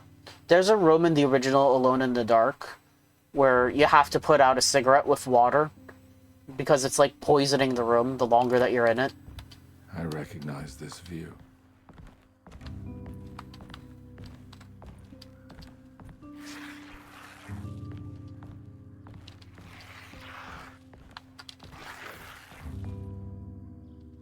I know that number. Where's that from? I did this. I wrote that.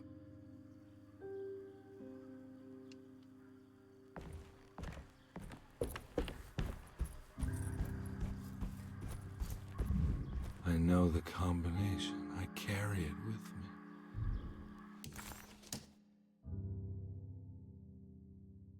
That's my license number.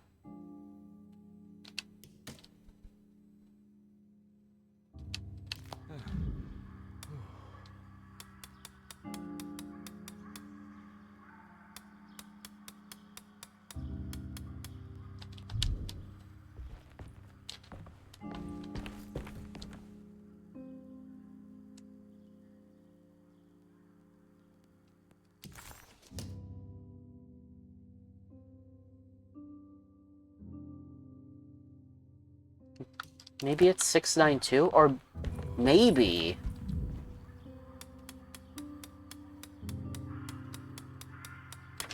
Oh, there we go. Picayune, or Picayune. An old coin from the time when Louisiana was a Spanish colony. Detective, I have made many discoveries in my case. The child we want is safe, thanks to good people like me And you. We're so similar, but you don't see all the things I do. To find your man, Jeremy, you also need to look for the girl. It has always been that way.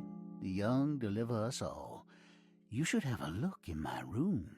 There's a piece of the puzzle you will need. Take care now. My coffee.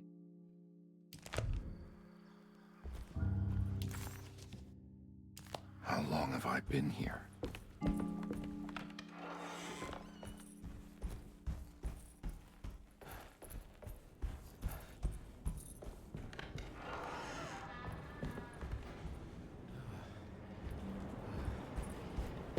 Looks like McCarthy has something hidden inside.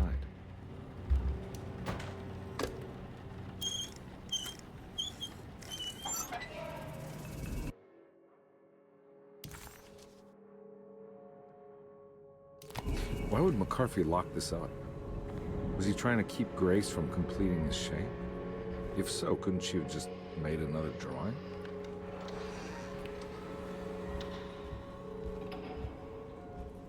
Oh no.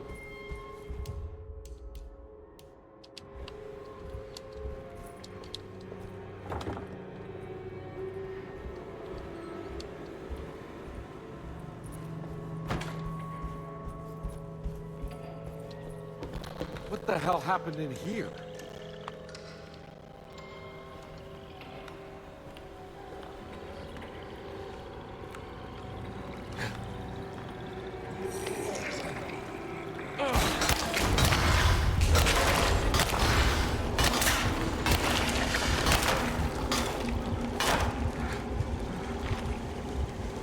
Oh no, the bear!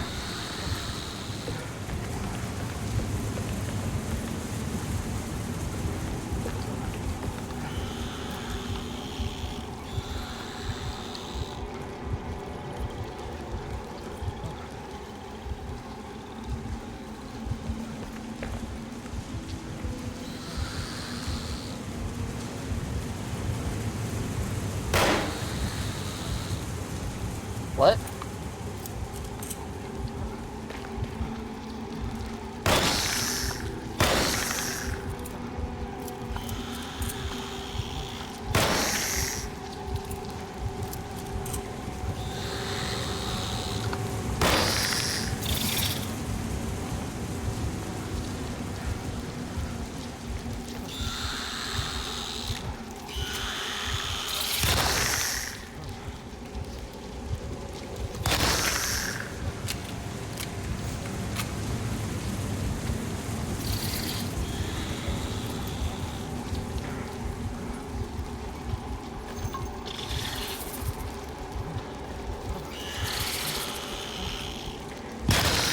Yeah.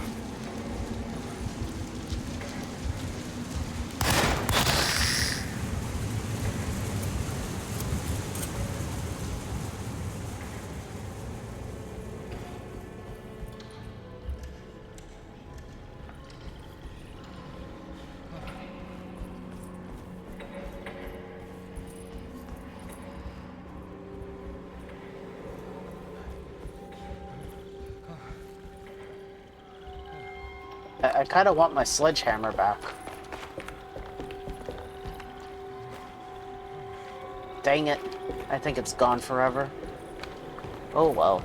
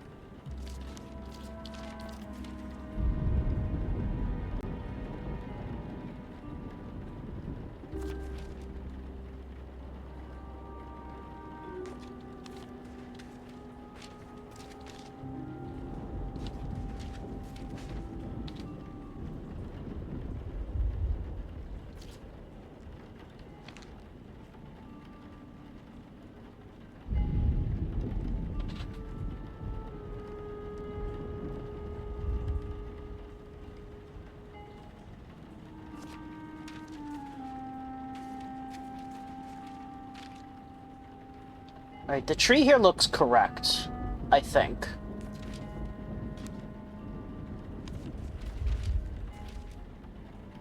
That looks correct now.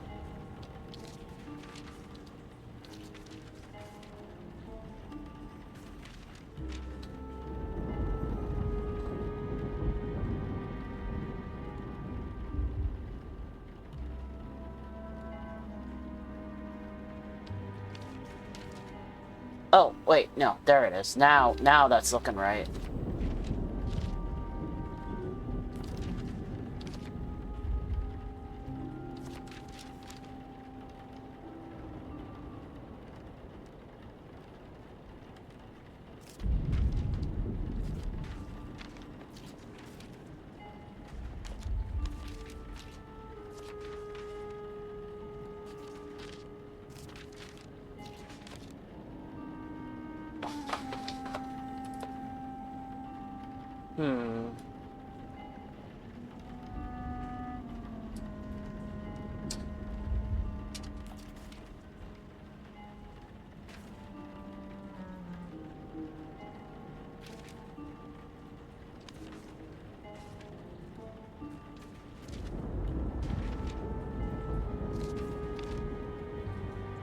Oh, you're right, Mithras.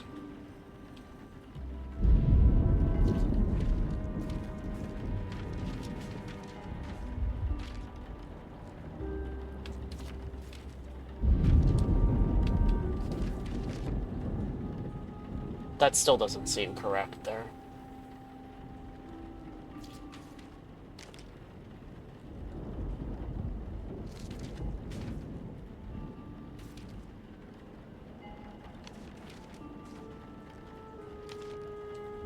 Alright, so the boat's definitely in the right place. That looks correct. That looks correct. I think the girl's in the right spot. Tree's in the right spot. So we got 1, 2...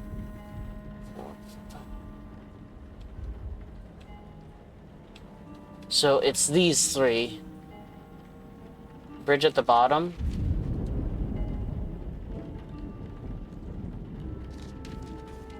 Actually, yeah.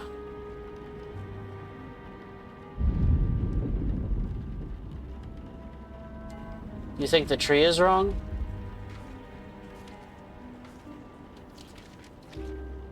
Okay, that fits more in line.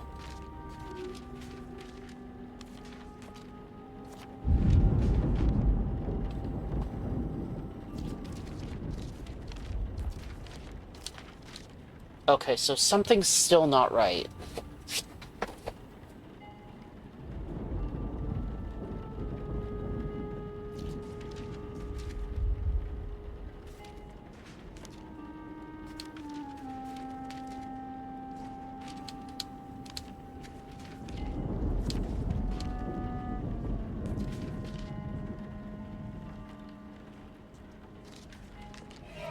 Ah, there we go.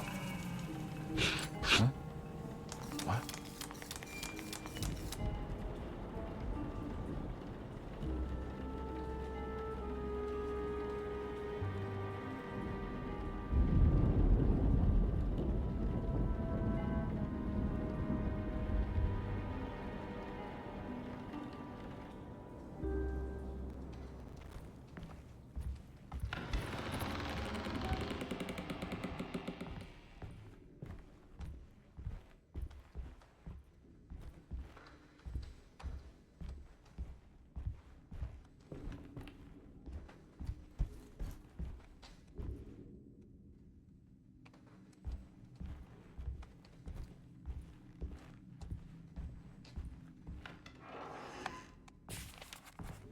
This looks familiar. How am I back at the office? Jeremy's never been here. I don't think we're dealing with Jeremy. Isn't it? I don't think we're dealing with Jeremy here. I drowned myself in drink and depression. It all felt so peaceful. Slipping away into oblivion. A welcoming dark voice wrapped around my mind like a heavy blanket. It turned off suddenly as I woke up from the sound of my office door closing shut. A messenger had left a telegram from Mrs. Saunders. She had a lead on where to find her husband and her kidnapped daughter.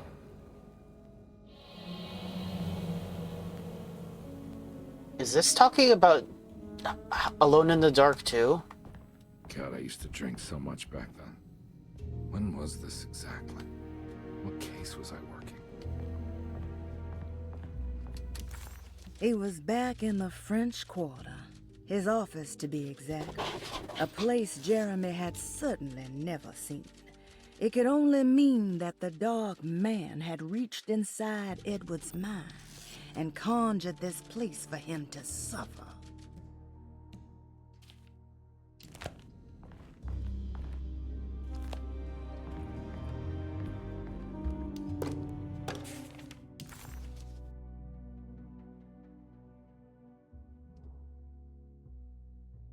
My husband has returned to steal one of our most valuable paintings. I'm sure he means to sell it.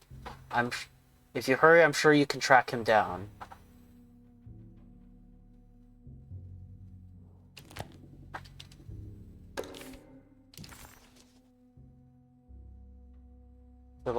Philanthropist Teddy Saunders goes mad, kidnaps child. Theodore Saunders.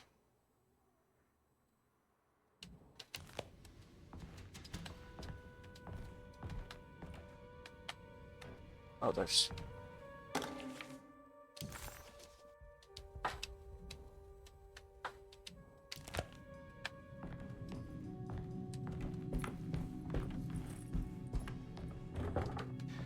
I think I need to figure out where I'm going first.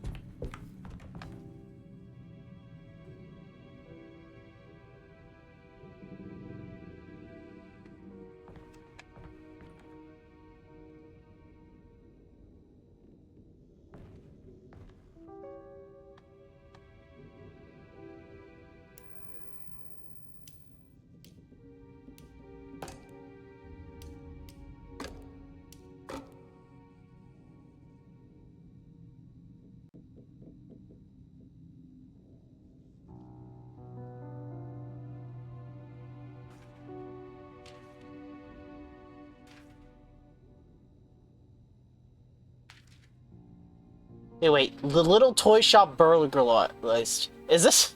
This is a reference to, like, the prologue of Alone in the Dark 2, where you play as Grace. Check out Thornhill. I remember this case. Some kid got taken by her father, headed out of state, but he had made a mistake by selling a painting that his wife actually cared about to a collector named Thornhill to fund his venture. That's how I tracked him down. At least I think so.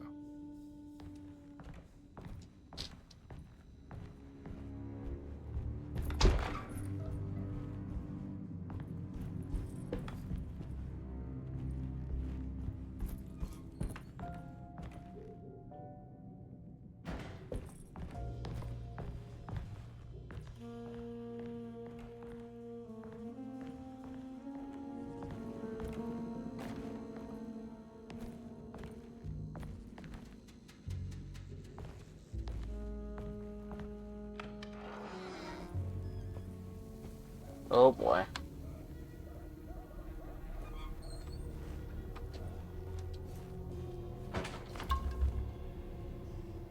Oh, my shotgun shells are full?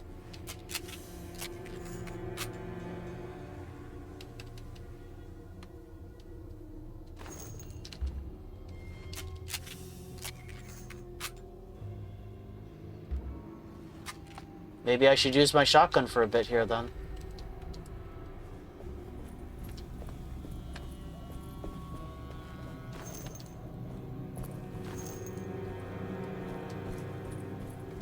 I've noticed this game is pretty generous with giving you ammo, but not health supplies.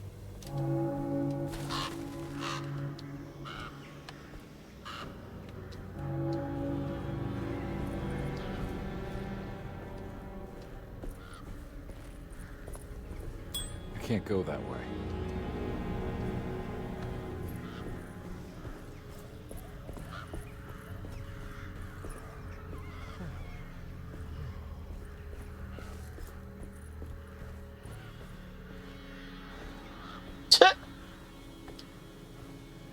Thornhill's Fine Art Gallery.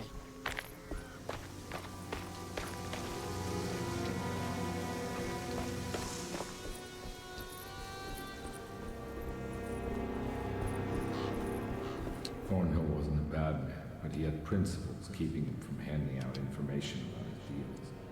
So it needed some convincing.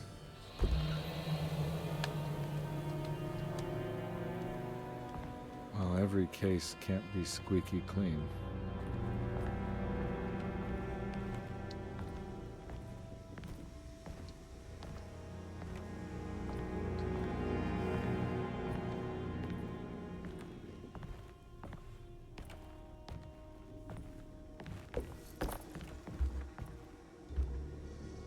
Someone was nice enough to leave shotgun shells in the cash register.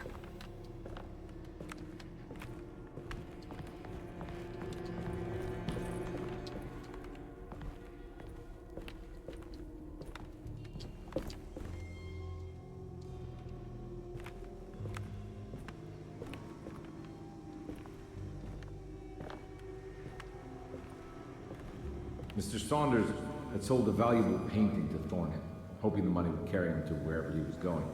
The painting, now leaning on an easel in Thornhill's bedroom, had a certain mesmerizing gloom that seemed to call out to me, telling me I was needed for something important.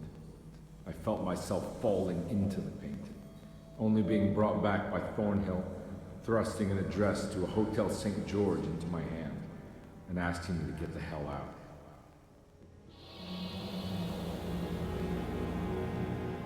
I don't remember this at all, but I can't say it didn't happen.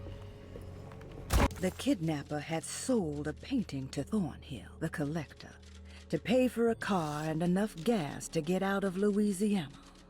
Detective Carnby was suddenly reminded of shaking him down to find out where the kidnapper was hiding. St. George's Hotel by the park. Carnby vaguely remembered the case of the missing child. She was kidnapped by her estranged father. There was some connection to a gallerist named Thornhill. A painting sold to pay for a getaway.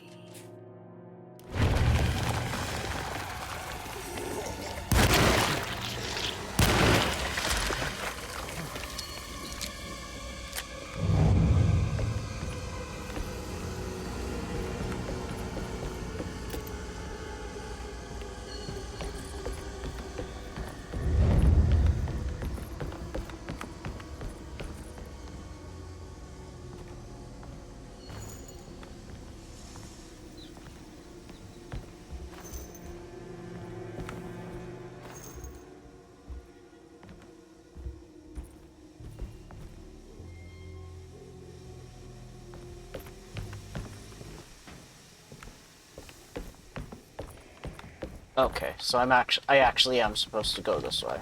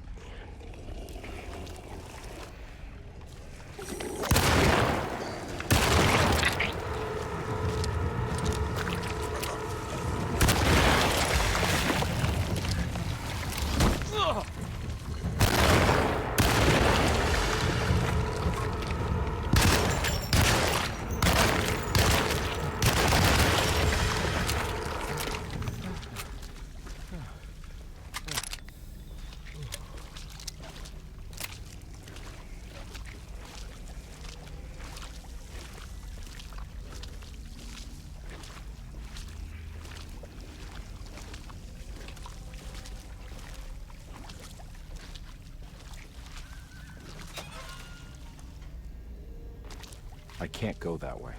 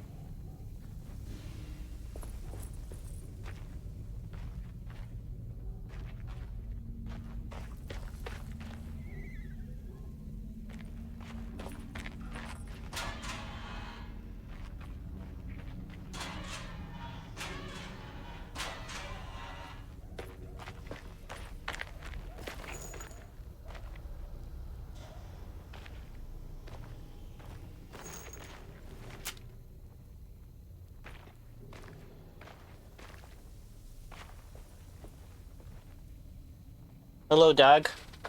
Welcome to New Orleans. We got voodoo shit going on here.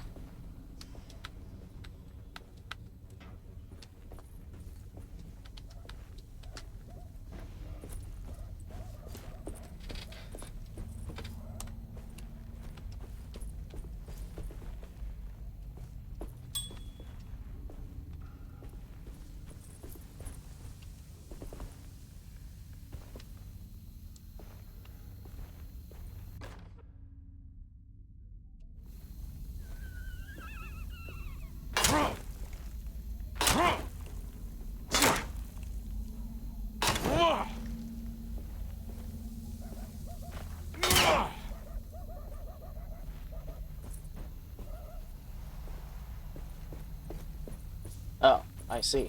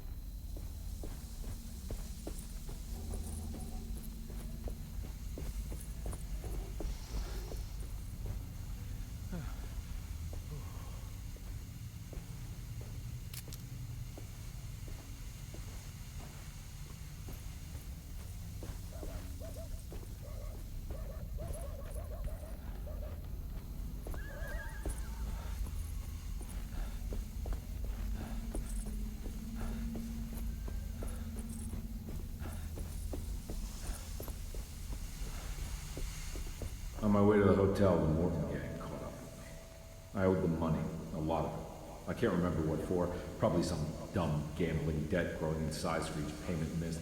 I punched one of them out, and I sent the others packing. Just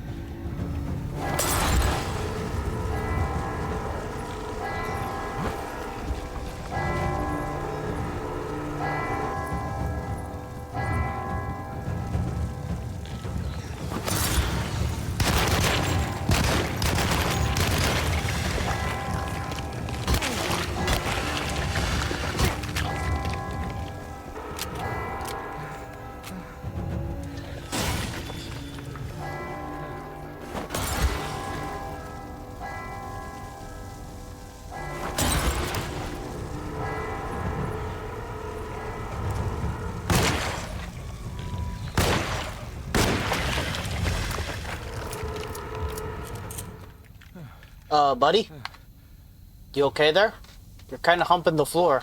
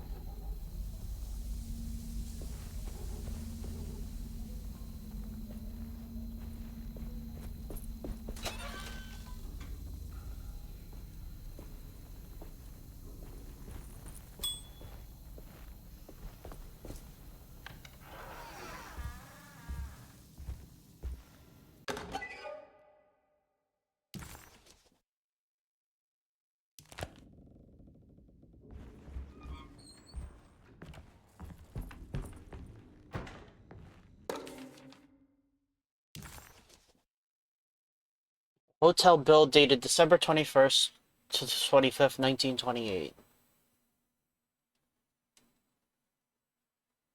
$10 for a room! Wow.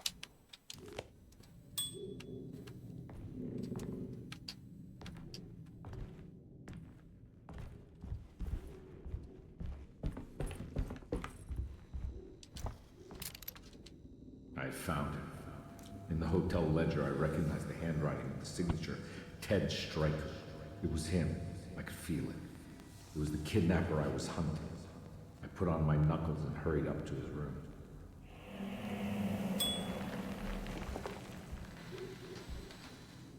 Something about that name, Ted Stryker, rings a bell.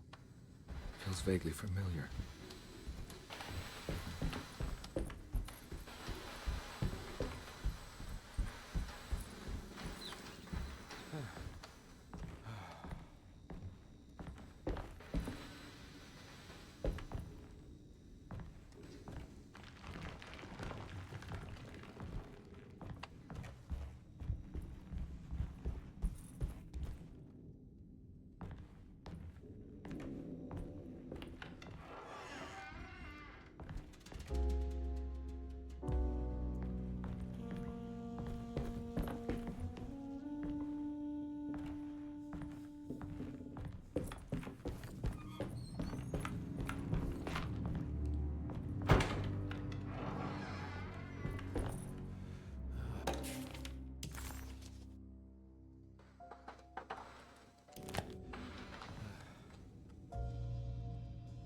I recognize this room, but I didn't catch up with them here.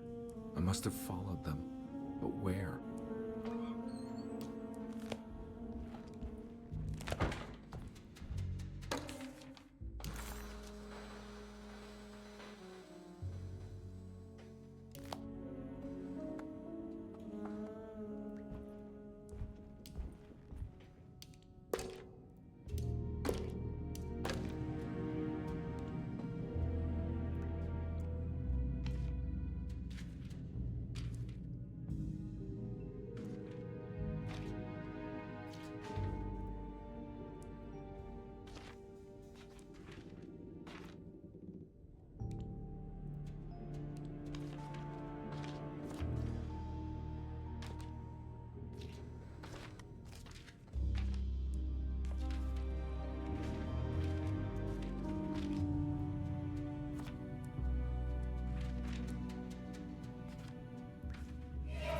That's right, he was running away, ditching his old life and marriage in New Orleans to find something better in Tallahassee. And he took his daughter with him against the will of the mother. That's why she hired me. But I stopped him. I caught up with him at the Pearl River Bridge.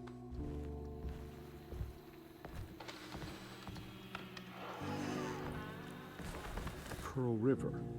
This is where I caught up with him. This is what the Dark Man wanted me to revisit. But I'm still not seeing it. What am I forgetting?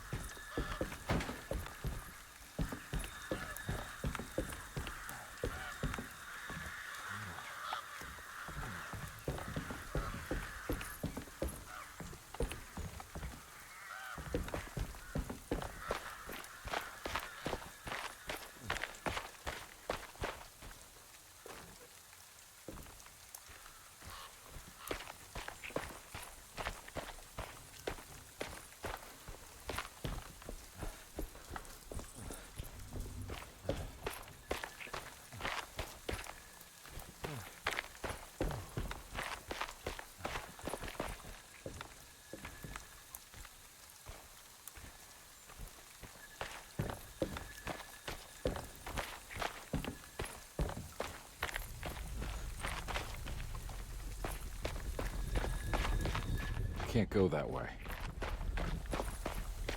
Alright, so that's the bridge itself. And what's over here?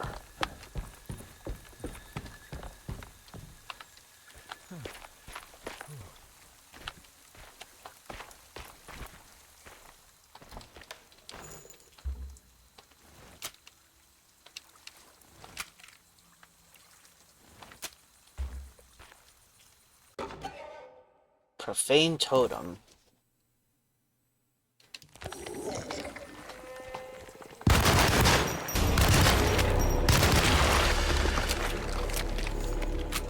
Hey, I can pick up those bullets now.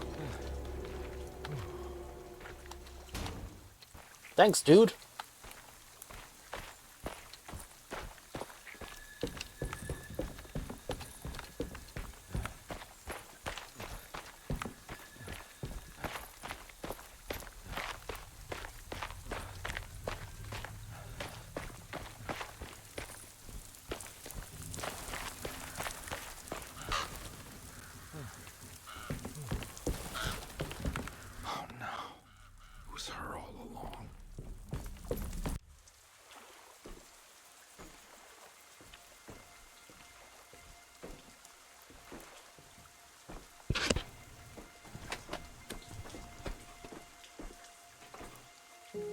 I can't believe I didn't recognize you. I looked a little different back then, I suppose. A little.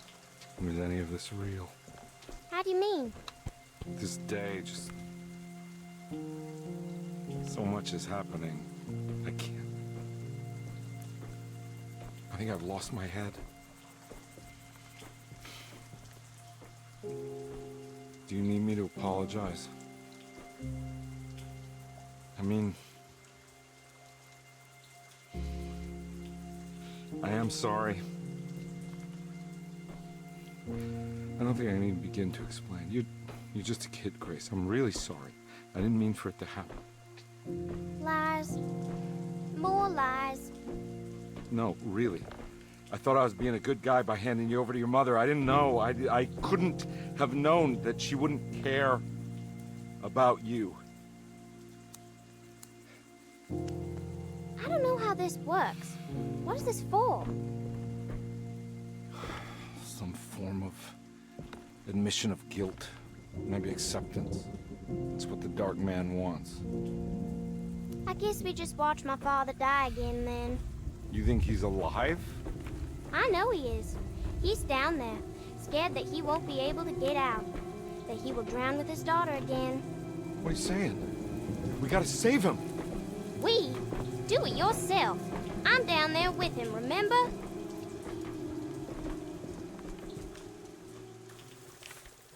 Can I really save them? This all happened so long ago. I have to find a way to get down there. I have to see it with my own eyes. There was a boat at the house where I entered. If I can raise the bridge, I should be able to get to the car. Carnby had run their car off the bridge. He pulled Grace out of the sinking car, but left her father to drown. He could have saved him. There was time. He just chose not to. Instead, he took Grace back to New Orleans and collected his paycheck. Detective Carnby didn't recognize the bridge across Pearl River. It was firmly obfuscated by trauma, events that had left Carnby scarred for life.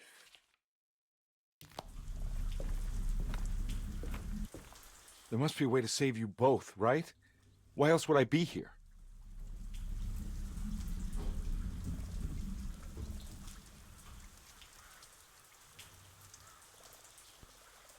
Don't worry, kid.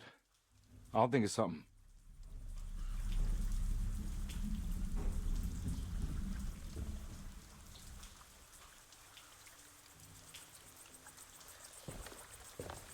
Okay.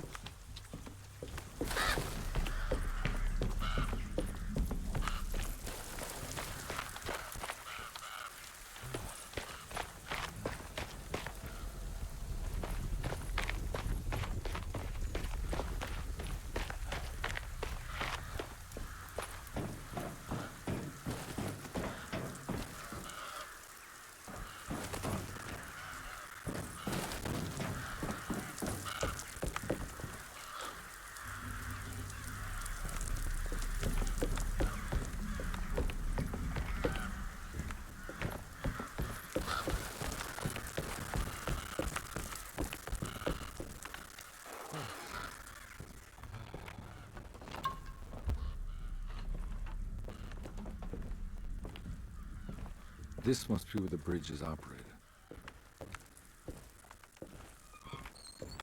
hold on. Before we do that.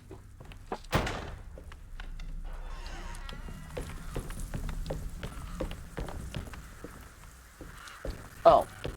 Oh, okay, there we go.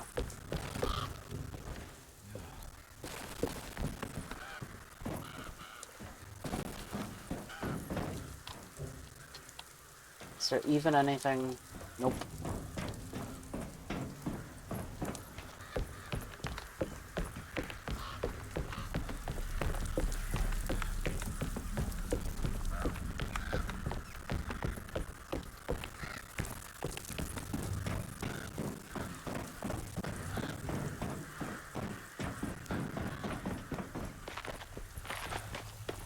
Audio wasn't doing so hot up there.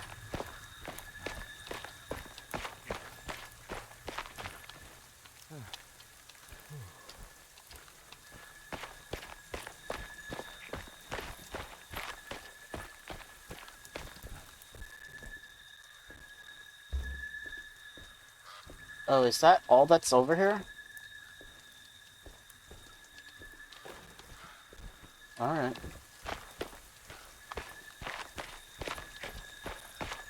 I was thinking maybe there'd be another collectible there, but apparently not. Yeah, we're revisiting Carnby's past here.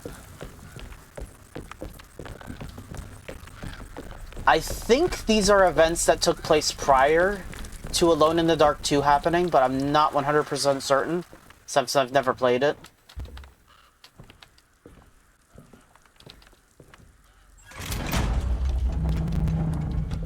Nothing's happening. It's like something's holding it back. Oh, God. Oh. Oh, God. You weren't kidding.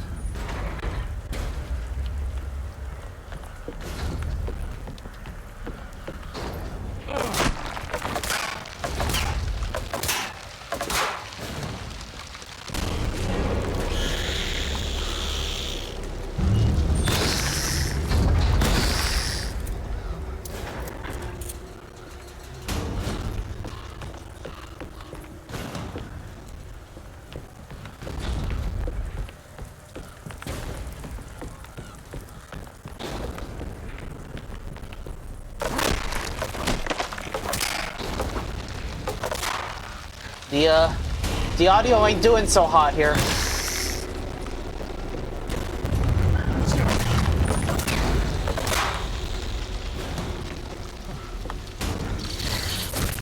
Ow.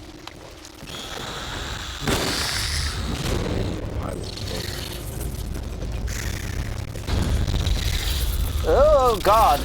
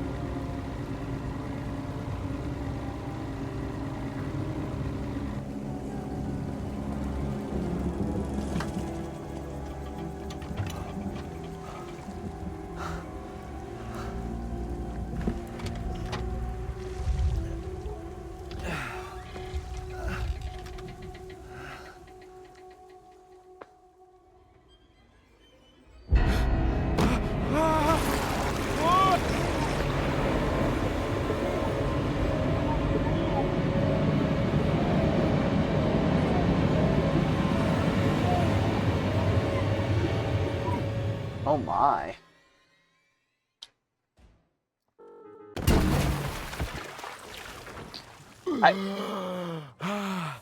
My God, Carnby. Are you okay? Don't leave me alone. What the hell have you been doing? What's going on here? Look at this mess! I'm sorry, Mrs. Thompson. Don't make me kick you out of this house. Now get out! I told you that bathroom was threatening. Hey, Detective. Mr. Carnby. I'm really worried about you. I'm okay. I just need to catch my breath for a moment. Oh. This place? There are some very disturbed figures. She's calling Cthulhu over there. It's just the patients. I've been reading some things about how Derceto has a deranging effect on people.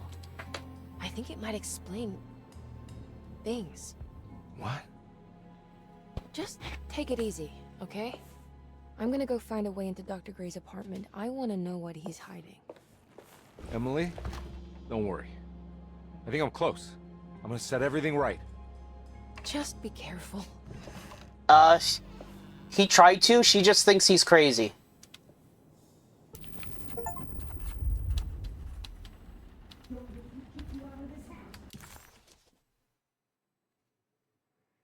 Carnby had run their car off the bridge. He pulled Grace out of the sinking car, but left her father to drown. He could... Oh, we already heard that. I'm not going in there. She's clearly had enough of me.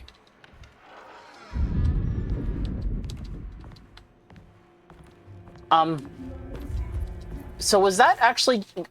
Shaggy, do you know if that was all just bonus stuff because of me collecting enough of these items?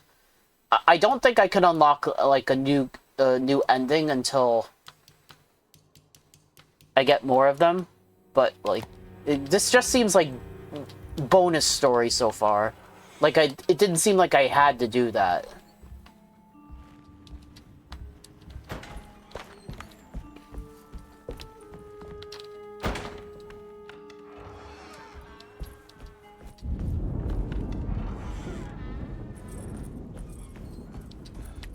Yeah, because, I've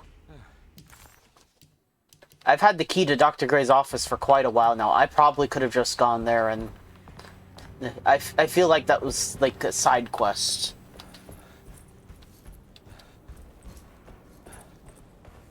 Right, now, how do I get to his office?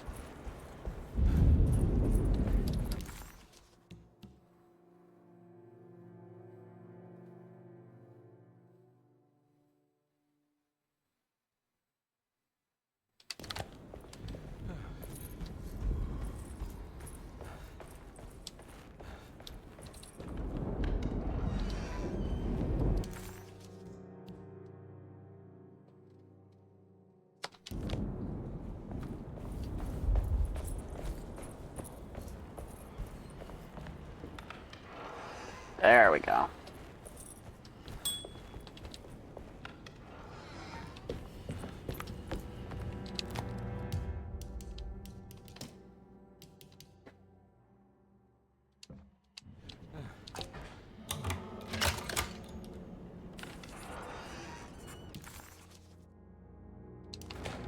Dr. Gray's office, all to myself.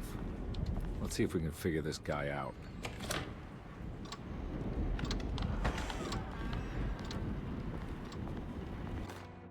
I have finished tidying up Miss Beauregard's belongings. I will leave it to you to contact her agent and have them collect her things. I found one of Grace's drawings she might want back, along with this key in her room, which I believe you've been looking for, Mrs. Thompson.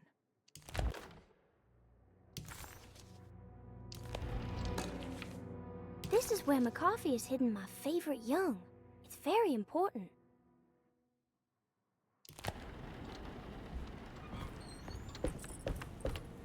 Okay, so we did that ahead of time.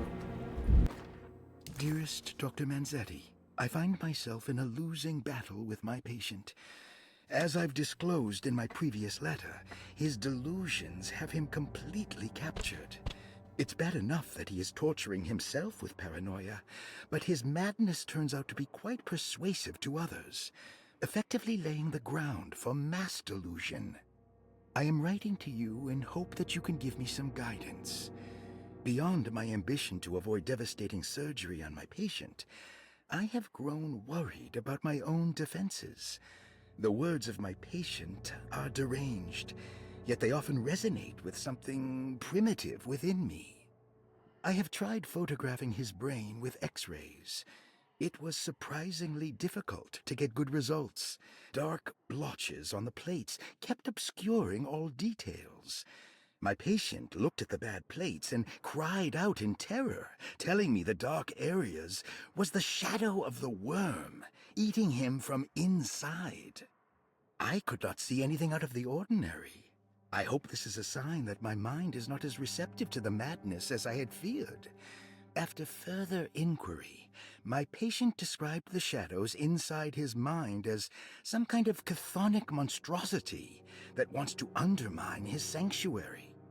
This is clearly a reference to a place he calls Taroella, a sort of library or convent that works as a psychological haven. With this imaginary haven threatened by this Chthonian, he has now constructed another, less pleasant hiding spot. Lately, he has been bringing up a metaphor of a steamboat that has run aground, that he feels like he needs to start the engines and reverse, but he is afraid that the hole in the hull would cause the whole ship to sink. I've been watching him turn this metaphor into reality for the last week. He knows it's made up, but he is doubling down, trying to make it a real memory. I feel certain that this is my chance to break through the barriers of his self-deceit.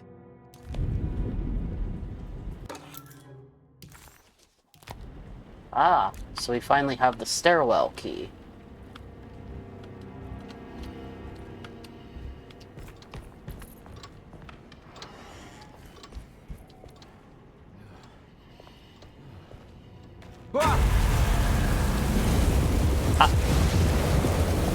I do like it when it suddenly jump scares you like that. It's very funny.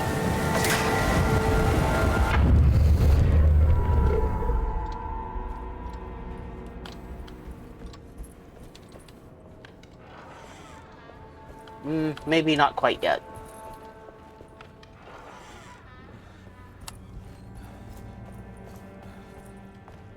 Actually, no, I can go this way.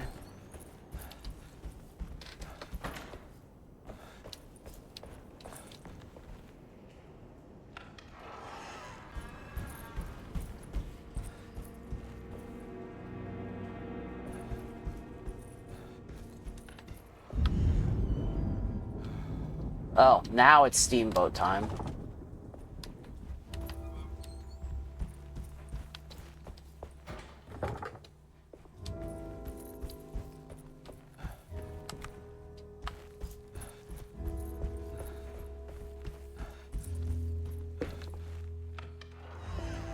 I can't take this much more. This has to end.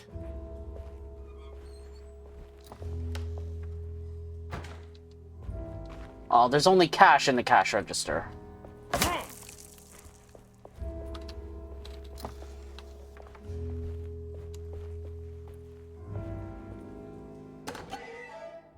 Jangling shaker. Ooh, okay, we got all of these now. Edward had heard the whispers for years.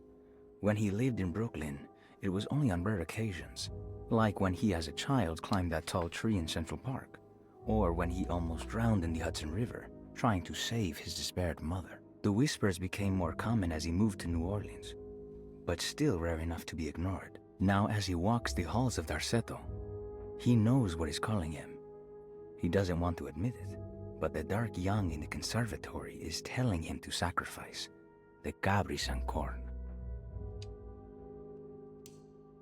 Again, stop telling me to do things. Stupid dark young.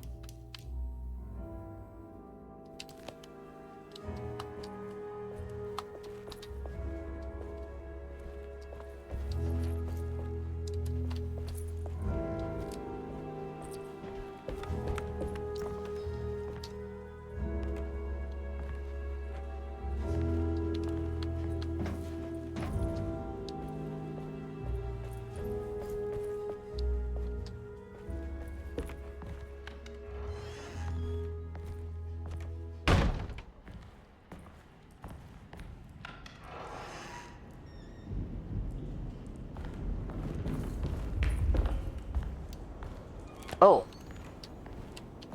I should do that before we go.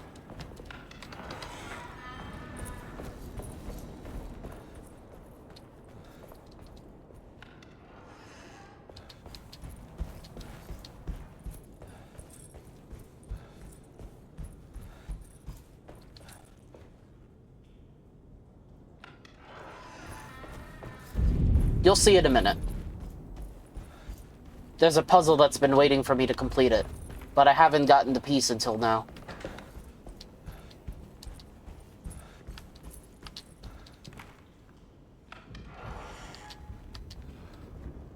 There's something missing.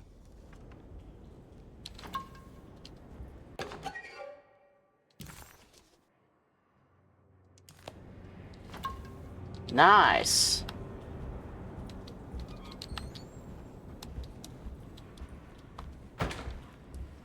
Every time I see that, the Pirates of Pontchartrain, I just want to call it the Pirates of Penzance.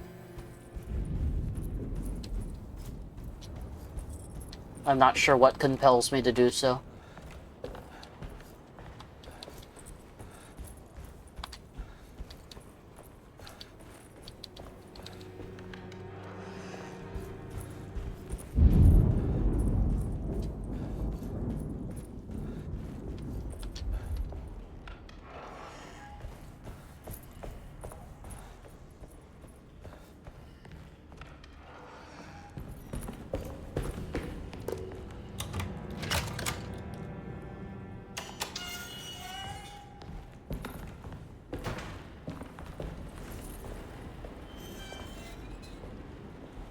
This doesn't look good. Things haven't been looking good since we got here, Carnby.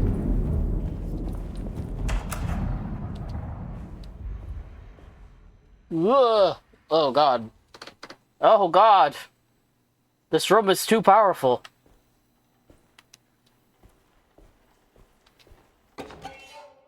Scapegoat. Derceto stands on a breeding ground for the grotesque. A temple devoted to rebellious growth. The most ugly and cancerous side of nature. You may be able to shield your psyche for a while, but rest assured your soul will come to pray to that hideous god in time. That is the story of every man and woman who gather around that ancient arbor. They all croak, bark, and bleat, because their own bodies are afraid and they wish to repel the evil those words conjure. Ia! Ia! Instead of that blasphemous name, they gossip in hushed whispers the name of Derceto, Astarte, and the Black Goat of the Woods. Ia Cthulhu Fatagan? What's the matter? Too afraid to actually say his name?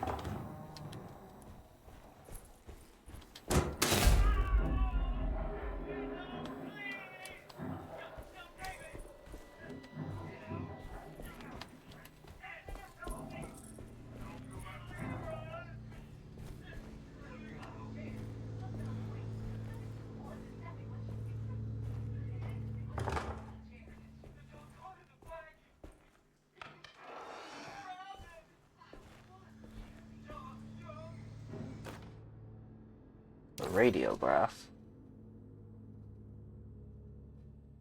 Grimed by unsettling darkness.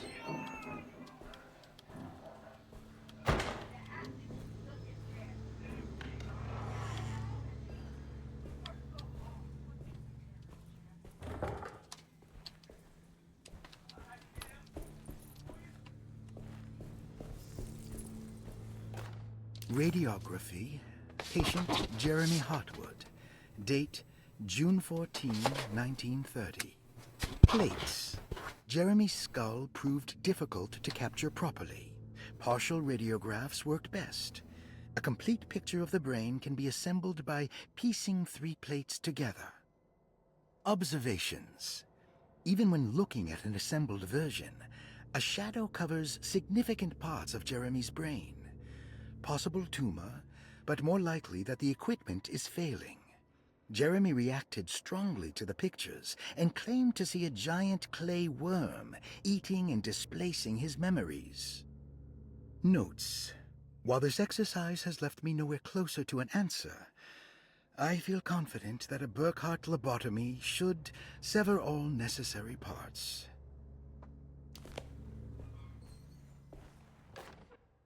Hypothetical psychosurgery based on the ideas by Burkhardt and the St. Petersburg research could end up saving Jeremy's mind. Severing the connections around the frontal lobe would certainly solve most mental afflictions. The procedure would be brutal in performance, as well as in efficiency.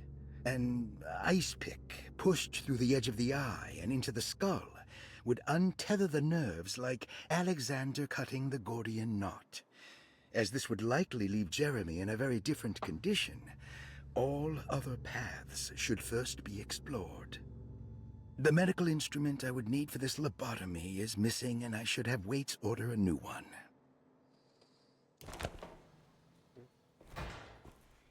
Yep. Good old lobotomy.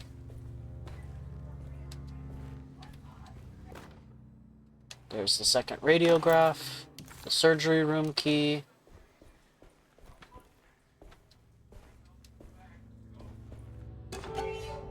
There's a fuse.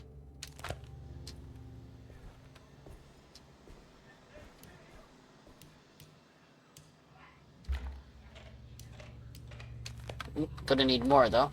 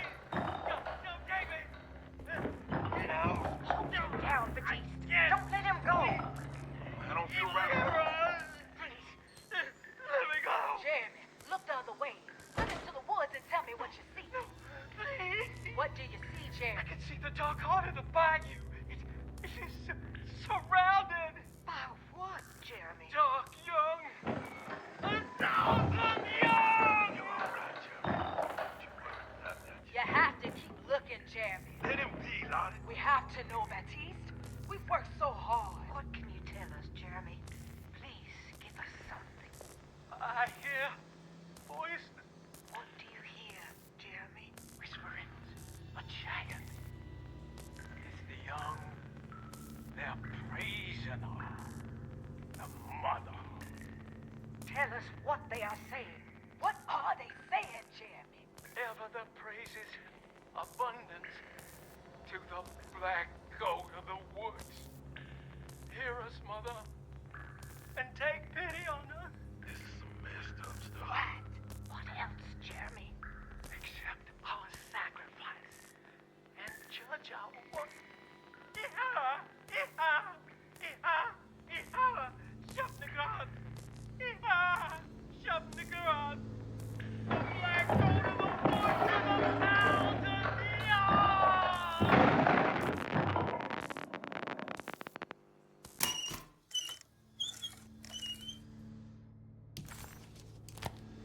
Don't mind if I do.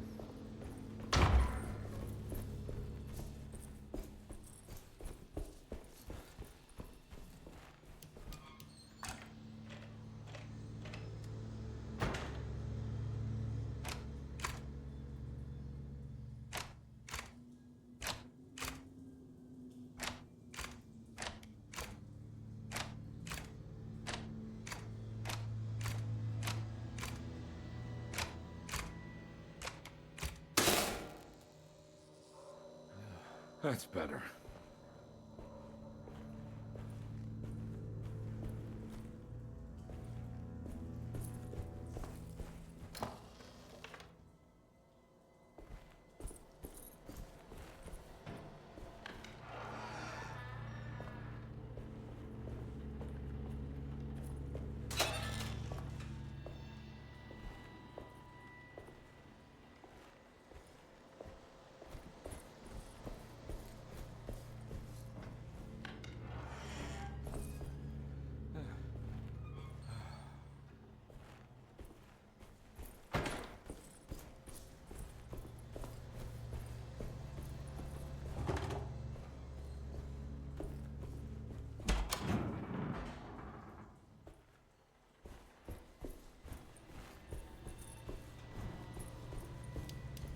need the key.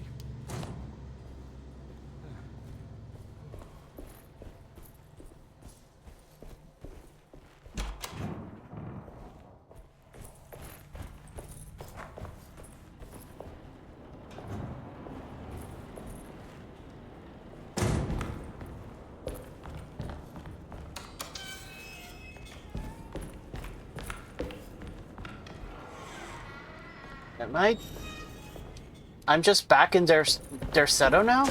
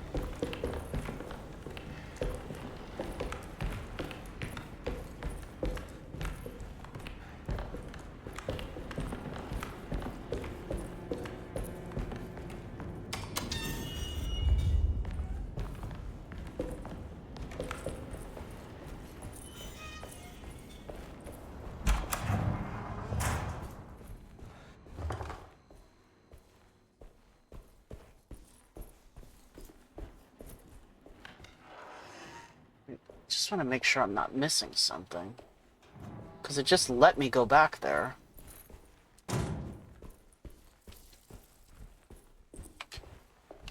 Ah. Okay.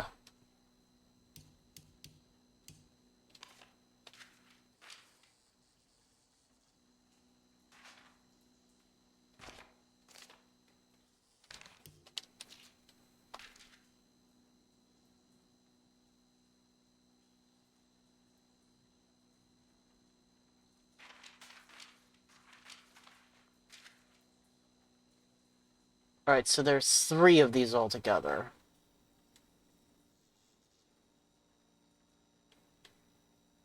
We just need to figure out which is the right one.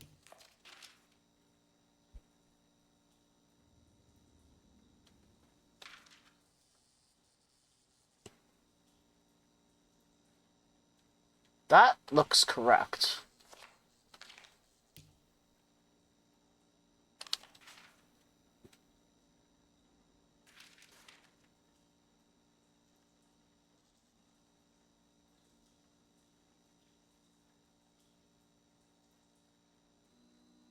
Nope, not that one.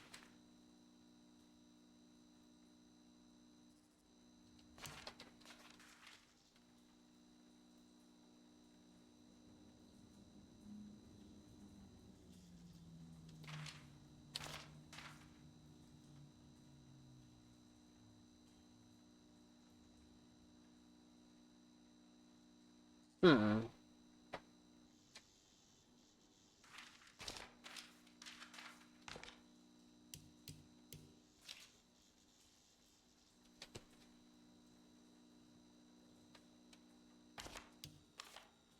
I feel like I'm on the right track here.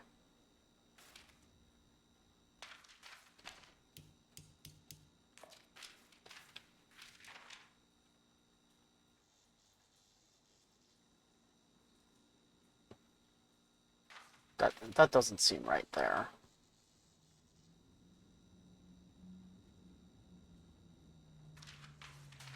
I don't know.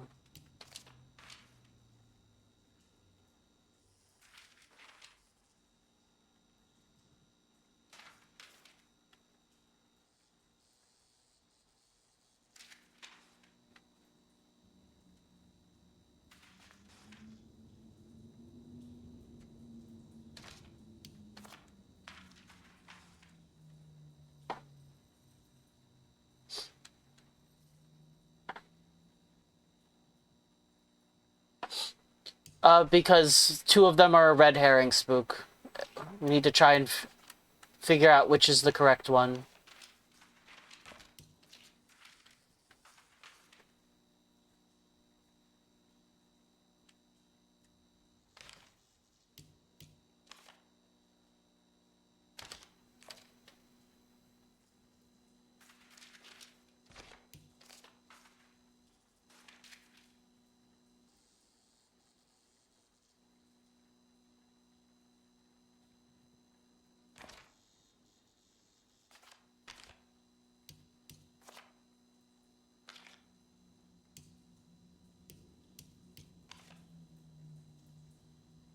Hmm.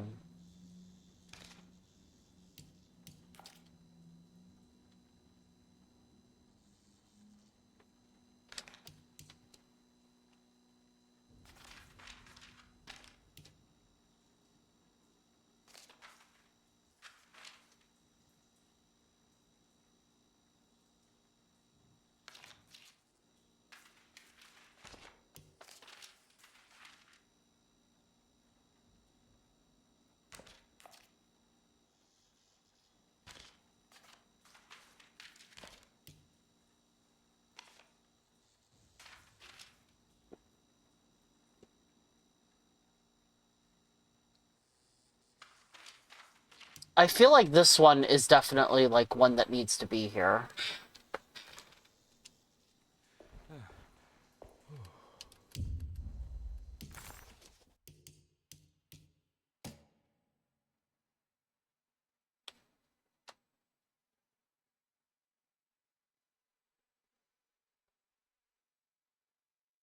He saw a giant worm.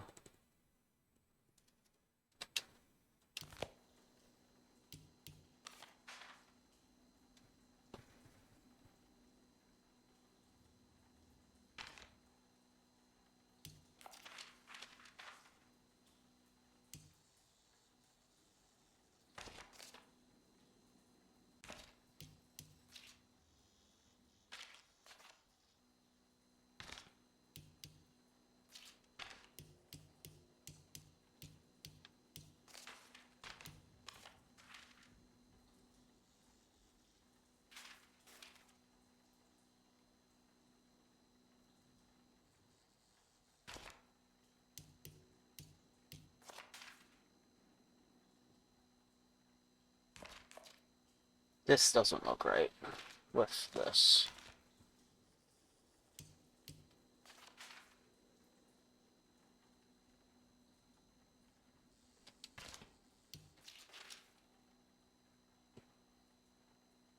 Hmm.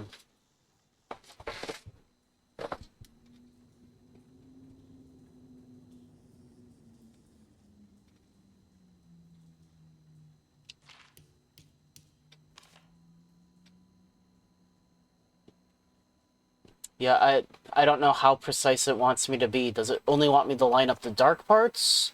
Does it want me to, like, line up the outlines perfectly?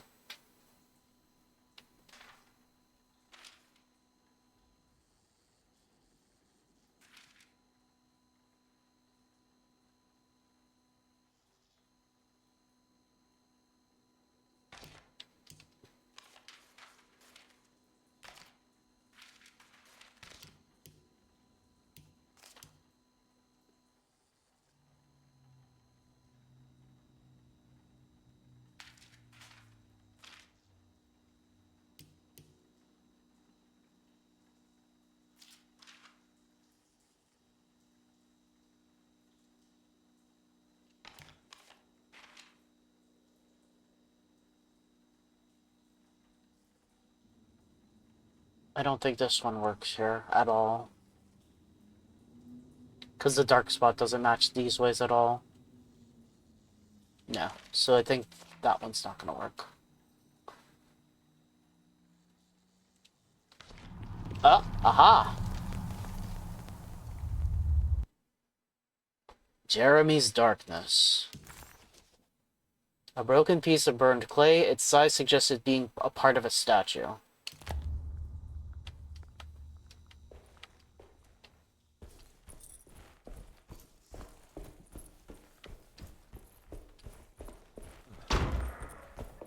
Oh. I was running faster, I should have noticed. So we're back. Back in the dark world.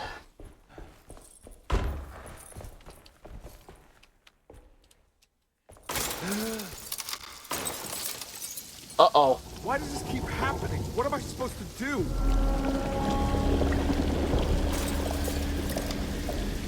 Well, running would be a good start, Carnby.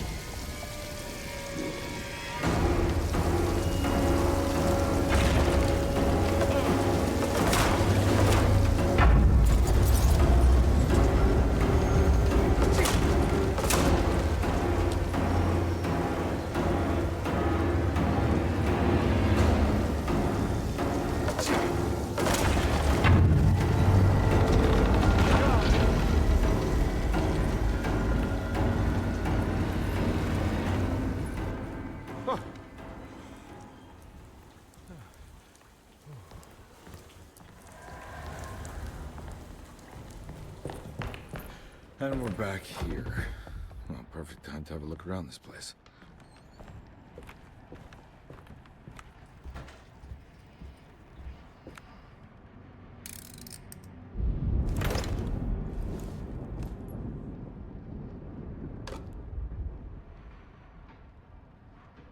Well, let's worry about that in a bit.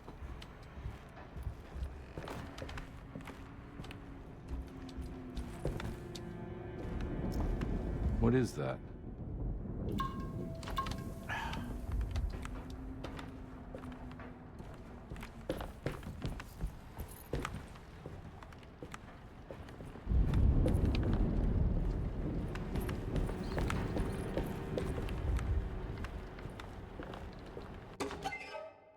A tessellated shard.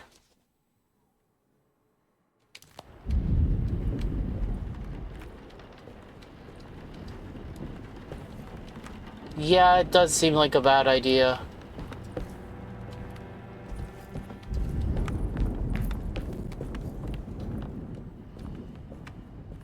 Oh, those must be the next coordinates for my medallion.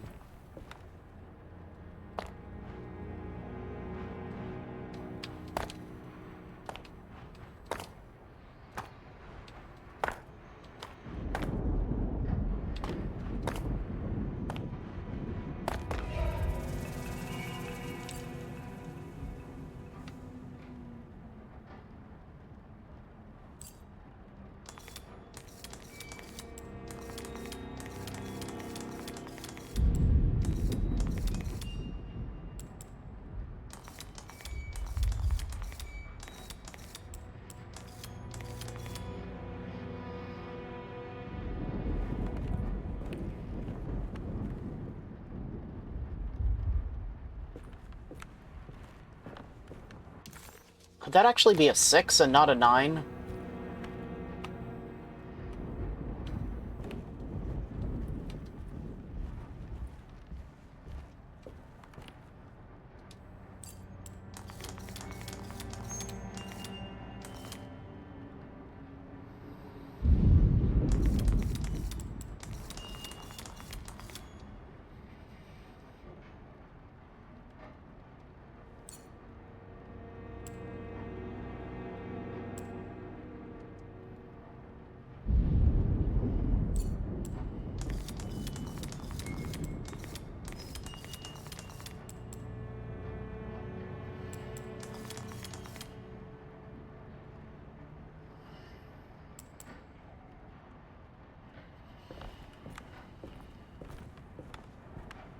I wish they had used any other number besides 9 or 6.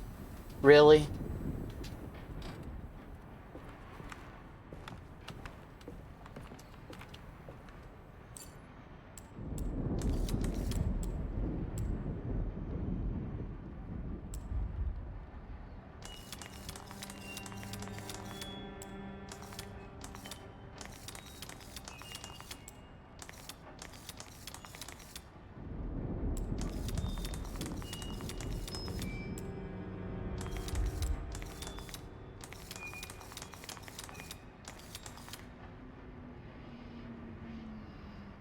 Oh, come on, dude.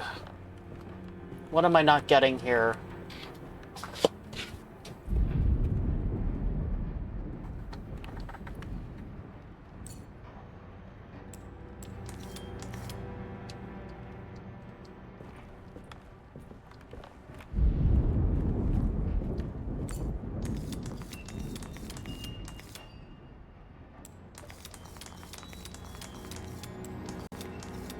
There we go.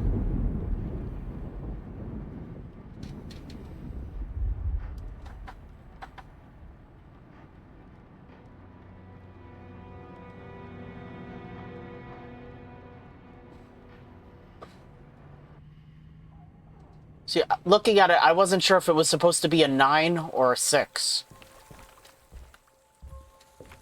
Because it could have been looked at either way.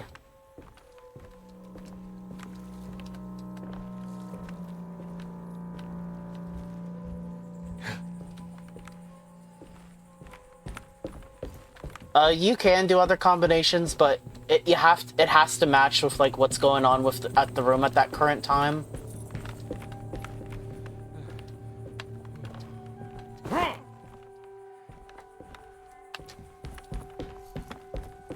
So you can only use it at those specific points. No, this is where Jeremy's hiding, right? Hello? Is anyone there? Jeremy? I need help! Wait. Can you hear me? I'm stuck in the mud and the fire is taking me. Jeremy, where are The you? motor is dead.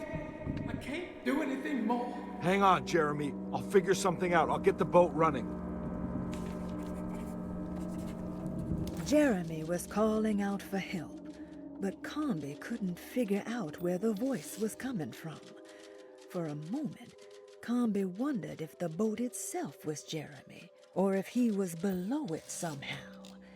It didn't matter right now. Jeremy was clear on one thing. He wanted Carnby to get the steamboat running and out of the mud. Leave an offering at the Whispering Tree. Wow.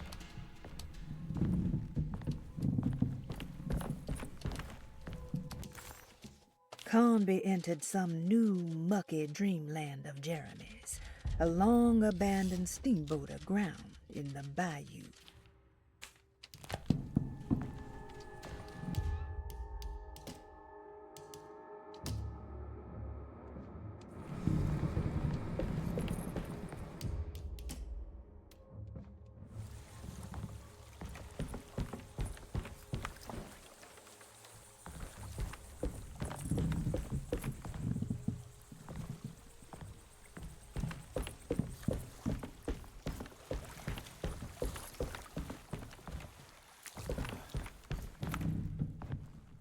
Alright,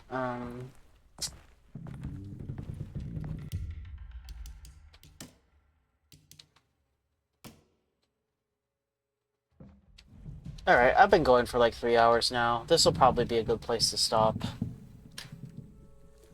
Goodbye.